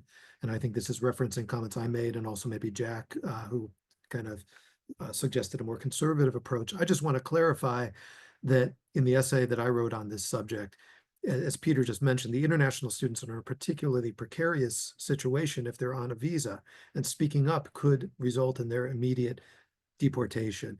And so and part of that essay is basically saying those of us that do have greater protection, our citizens, it's our job to stand up and fight that battle for them, to be their voice, to be their advocate for those who are more vulnerable, because these international students do find themselves in such a particularly vulnerable spot. I'm not sure if Jack wants to respond to that at all either. Yeah, I completely agree. Those of us who are U.S. citizens, those of us who have stable employment, should be the ones who are sticking our necks out and taking the heat. It shouldn't be people who are much more vulnerable and in much more contingent positions. Harvard was just the subject of an executive order which purported to terminate their ability to have any foreign students, and so that would be an example of a situation where a powerful institution that has access to lawyers, it's difficult for an individual person to hire an immigration lawyer. They don't have money. But Harvard can hire a lawyer, a team of lawyers to wage a battle to protect the international students who are purportedly ineligible based on this latest executive order. That's an example. Thank you. This is a question from actually my colleague, Torkel Duthie, a professor here at UCLA. He asked, would anyone like to comment on the fact that there seems to be a split in the Trump regime between white nationalists who want to restrict immigration and Silicon Valley authoritarians who rely on immigration to the US and seem to want to implement an international multi-state regime of state surveillance? Kaiser? Yeah, I think that's a very keen observation. It's correct. This is not the same sort of a split that we saw in Trump 1, where you had these sort of genuine bona fide globalists, people along lines of Gary Cohn or Steve Mnuchin. You don't have them anymore. Scott Bessent does not qualify as one. But what I think we need to be clear on is that even among these Silicon Valley tech bros, there is a lot of techno-nationalism. I mean, if you look at it in somebody like Amade or any of these other guys, they are they couch the competition. I mean, they really foreground competition with China, especially the ones who are involved in AI, and a lot of them are actually quite ardently behind everything from technology export controls to the sorts of restrictions on H-1B visas, even though they want H-1B visa workers from quote unquote, from more pliant countries as they see it. So it's not a stark bifurcation. There are, you have the Stephen Millers and you have the Steve Bannons in the shadows, but I don't think we can count on the tech bros of Silicon Valley sort of upholding the flag of for international students. Yeah. Yeah, I'll follow up quickly on this, and I agree with what Kaiser said. And in the sense, it's also that when we think about some of the language coming out of Silicon Valley with regards to international talent pipelines, it is not so much that they are the value is not in terms of migration as a basic human right, that people should be free to leave or free to stay. It is very much in the language of trying to have to discipline labor, to have a docile labor force that are placed into artificial constructs of precarity on some types of visas to work in service of capital. And that is very, very much in line with this kind of vision. And also, it is, I'm not saying that the technology is there, but also it is very, very in line with the idea that if these workers could be replaced by so-called artificial intelligence and all the better. And so we should see there is a consistency with regards to who is in positions of political and financial power, and what is their vision of the world that is being implemented before our eyes through these different tenets. And then I think, and this, I'll add an addendum to this, is that when we are, I know that the focus of our discussion today is with regards to Chinese students, and in a way, these are still with a degree of social and educational privilege. And when we talk about immigration policy, it's also very important to not fall into the type of rhetoric to talk about who are the good immigrants who are deserving or not, and really be able to stay consistent to a vision that that this is about if migration is a fundamental human right, then anyone should be free to stay and free to leave. And it's not so much about the best and the brightest. If we focus on the language of the best and the brightest, we are giving in to the criteria that stratifies people and creates these kind of artificial hierarchies that further solidifies and reproduces unequal structures of power. The next question, do you think the administration is unaware of or underestimating the full cost of such Chinese Exclusion 2.0? Do they truly believe Chinese students and scholars are the source of the problem, or are they fully aware of all we have said here and simply deliberately making such a move to cater to majority voter sentiments? If the latter is true, what can we do to improve the situation? I don't feel that, honestly, I don't think it's majority voter sentiments. And I also, I mean, xenophobia aside and everything, I actually think, as you know, the top institutions are going to survive, maybe damaged, but survive. But a lot of universities would frankly go bankrupt in the United States. And alongside them, the campus towns and the college towns that are economically benefiting from these universities. And so I don't feel like this is an outcome. But I do think, so I actually don't think it's about the students or the international students. It's about, I think May mentioned this earlier and others have too, that it's about destroying these institutions, right? So it's not, so, I mean, remember, this conversation is happening at the same time that these institutions are being accused of anti-Semitism.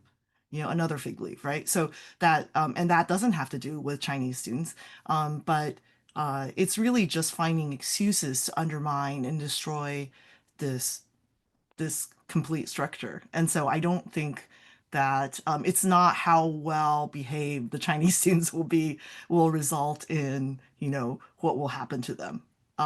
So that's where I push back. Like, I don't feel like we can be good enough, best enough, and brightest enough. I absolutely agree with Yangyang. I think immigrants model the right to have rights. If we believe in human rights, we believe in immigrant rights. There shouldn't be a good immigrant, bad immigrant, or valuable or not valuable immigrant criteria. I think that's a really interesting question. Oh, thank you, Eileen. I agree with a lot of that.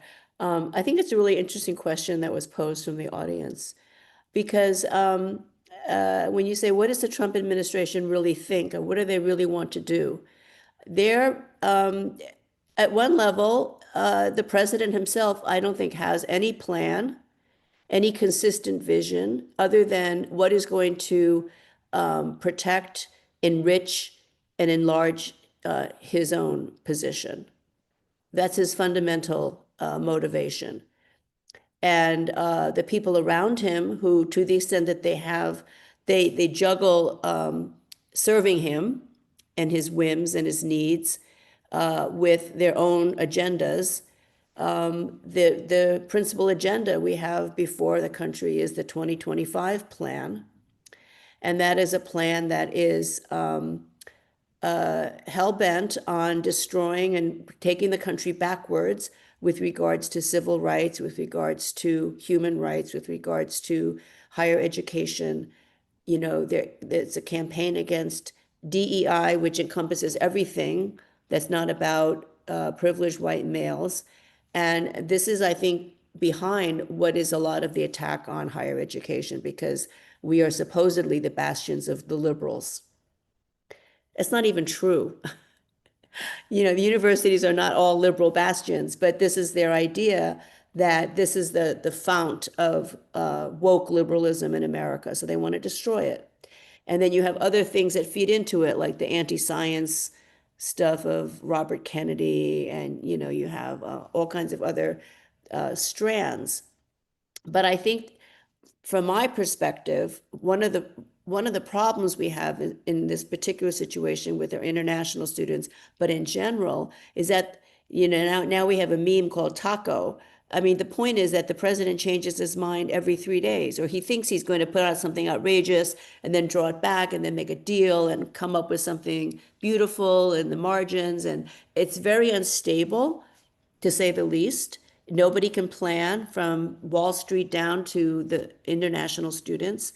So it's a very, very unstable time. And I think much of that is because I don't think, this is my personal opinion, I don't think I'm alone in thinking this, I don't think he cares about anything other than himself and his power.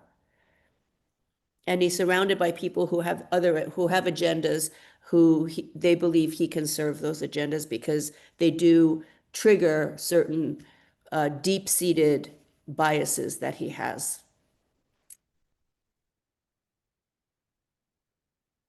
Thank you. Let's try to squeeze in a few final questions. This one is from Robert Kapp. He says, I recently transmitted to friends a list of 150 plus professional associations in the STEM fields in the United States. All of them should be speaking out. Few, if any, have.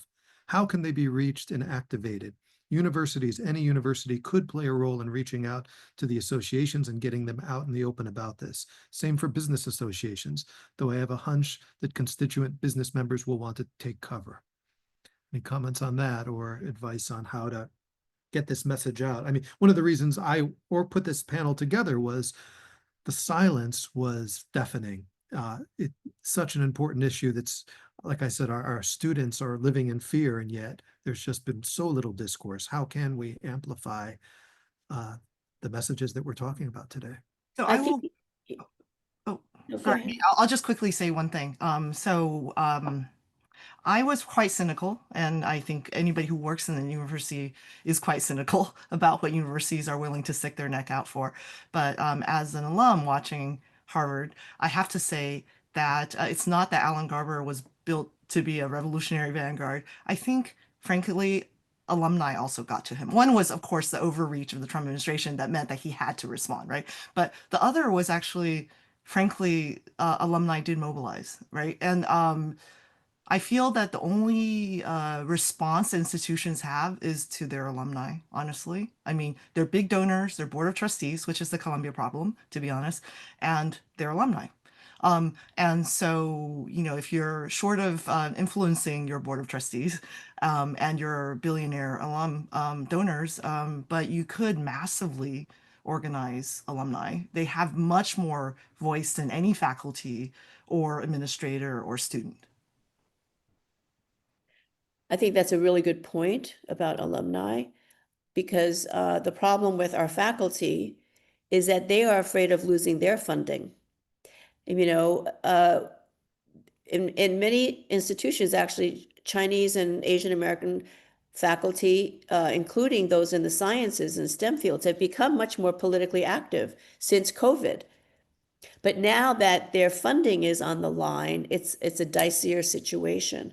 So I think that there might be, I don't know if there's a side door into these associations, you know, that have more of a professional profile, like the AAUP has stepped up where a lot of university administrations have not. The AAUP is an example. If there's other scientific and professional associations in the STEM fields that could do that. And then the other route is by organizing the alumni. A question, how can we teach the possibility of transcending nation-state construct among Chinese international students now that they are in a double bind?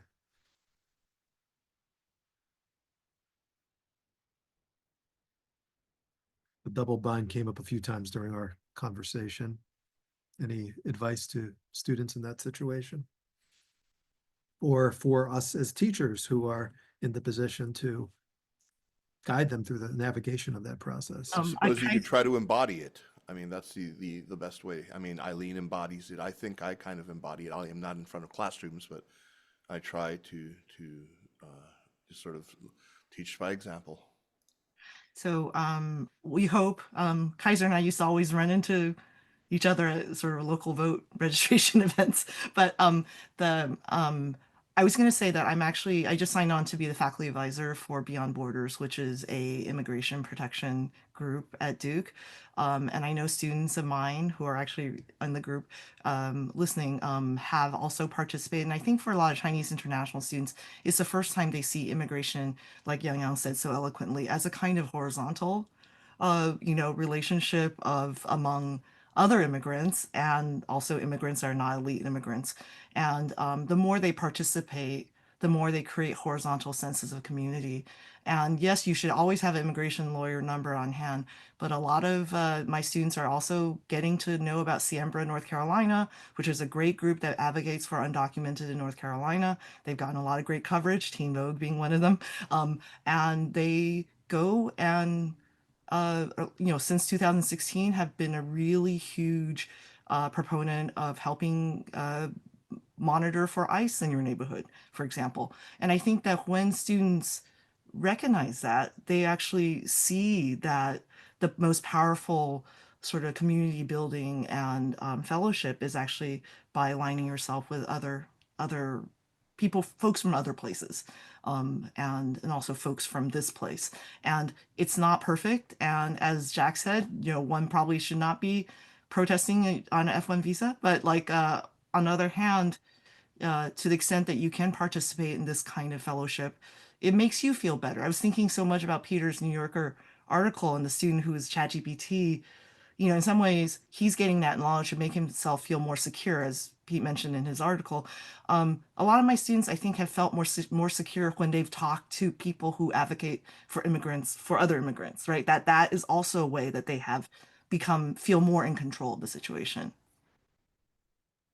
I Thank you. think So, one thing, sorry. please, I think one thing that I wanted to mention is that when the world forces you into a false dichotomy or a false binary, and it is very, very important to not discount the fullness of your being by accepting that as the only choice. And I think it is I feel very, very keenly like this kind of quote unquote double bind, but it's very, very important to note that is not something wrong with yourself. It is something wrong with this construct. And so I think like your very existence and the very dilemma you feel is a direct repudiation of it.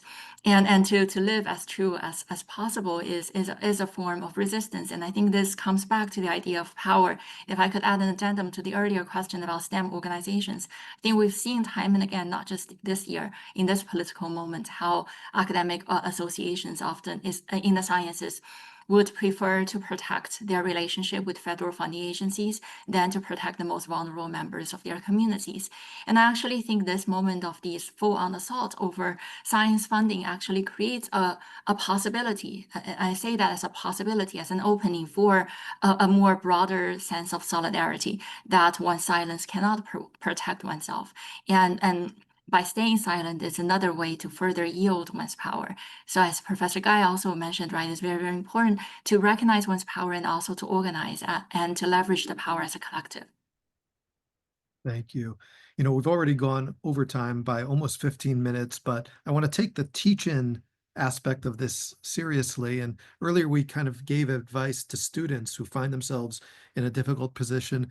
I think for the last question, there are a few questions in the chat about how the allies and those that want to support these students, what they can do. And so we have a question about what you would recommend institutions do to protect and advocate for Chinese and international students. Another question is from a staff member at a university who wants to know what they can do to step up and take actions to support students. And so maybe we could have a final round if anyone has advice for those who are in a somewhat more secure position. What can we do to advocate for those students who find themselves facing these challenges? Peter, you want to kick this one off? Yeah, I mean, I was talking to one of my former students yesterday who's in a PhD program, and she's about to go to China for field work. And, she found it very helpful that she met with the people in her institution and their advisors and so on. And they ran through a list of scenarios, and they sort of said, yeah, if you happen to go back for field work and you're not able to come back here, we can find a way to help you finish your dissertation there, in another place, whether it's in China or some other country. And I think that helped put her at ease, and so I think you have to try to communicate with the individuals and run them through scenarios and talk to them about options, help them understand how things might work. That seems really critical at this time. And that's sort of, it has to be really at the individual level. I think in many cases you have to, again, these people are under a lot of pressure. They feel helpless, and in some ways they are helpless, and in certain legal senses, and so it's up to those of us around them to sort of help give them advice and talk to them about options and try to be creative in what options might be there. Thank you. Anyone else want to contribute to this? Yeah, May? Well, I think, at many universities, mine included, the faculty have been, well, our faculty are divided. I'll just say that, our faculty are not of one mind on the pressing issues facing the university. And with regard to Israel, Palestine, our faculty are divided. But we do have many faculty who have been very supportive of our students, who have been disciplined, expelled, suspended, faced charges. Some of our faculty have faced charges because they supported our students. And I think this is really heroic, what they are doing, what the students have done to stand up for their rights, and what many of my colleagues have done as faculty members to support our students. And I think we should use that as a model to support our international students who are under attack. When there was the first round of canceling there was that weird thing where he canceled everybody out by taking them out of the database. It wasn't that long ago, but it's like ancient history, right? When the Department of Education kind of removed everybody from the database that is necessary for any school to run the student programs, right? And people thought that all the visas were canceled when they're actually, in effect, they were being canceled, and it took a judge to right that wrong. But a lot of professors, a lot of people in the universities were quite alarmed and stood up. So I think this is an occasion, I think, to rally our faculty members, especially those who are not on foreign visas themselves. We have a lot of faculty who are actually on H-1 or J visas. So, but many faculty have green cards or are naturalized citizens or U.S. citizens, U.S.-born citizens. So I think that, if this in order to mobilize and organize, I think that's one place to start. And the other is with the other students. They're U.S. students, not foreign students, but who are friends with international students, and I think they can be mobilized as well. Any other final thoughts from our panelists? Join an academic workers union if you can, and also it's important that the unions are not siloed to specific levels of employment, but also really have these wall-to-wall cross-campus organizing, and also very importantly, organize with local workers beyond the confines of the so-called ivory towers. Thank you. And with that, I really want to extend my profound thanks to our panelists today who just dropped everything and joined us for this almost 2.5-hour discussion on this very important issue. I want to thank our co-sponsors, all of our audience members who've stuck with us through this discussion. And I just want to end with a final message of support to our international students. There are these very depressing messages coming from top down. And I think this is a moment to let all of them know how treasured they are, how central they are to our mission as educators and to what the United States means as a country. I grew up with an idea that America was the great melting pot in the sense, and I looked at that in the sense, great, because it was a place that can embrace different languages, cultures, perspectives. And I've been very heartbroken to see that we're kind of moving away from that into a very, very different direction. But there are many of us who still want to champion this perspective of diversification, of globalization, of different voices, different perspectives. And we're here to fight for you, our international students. And so stay strong. And thank you all again for your contributions. Thanks to Global Studies Forum to getting this out to audiences in China, where it's past 2 a.m., I guess, right now. And so thanks all of you for listening, and we'll see you at future events. Thank you. Thank you. Thank you.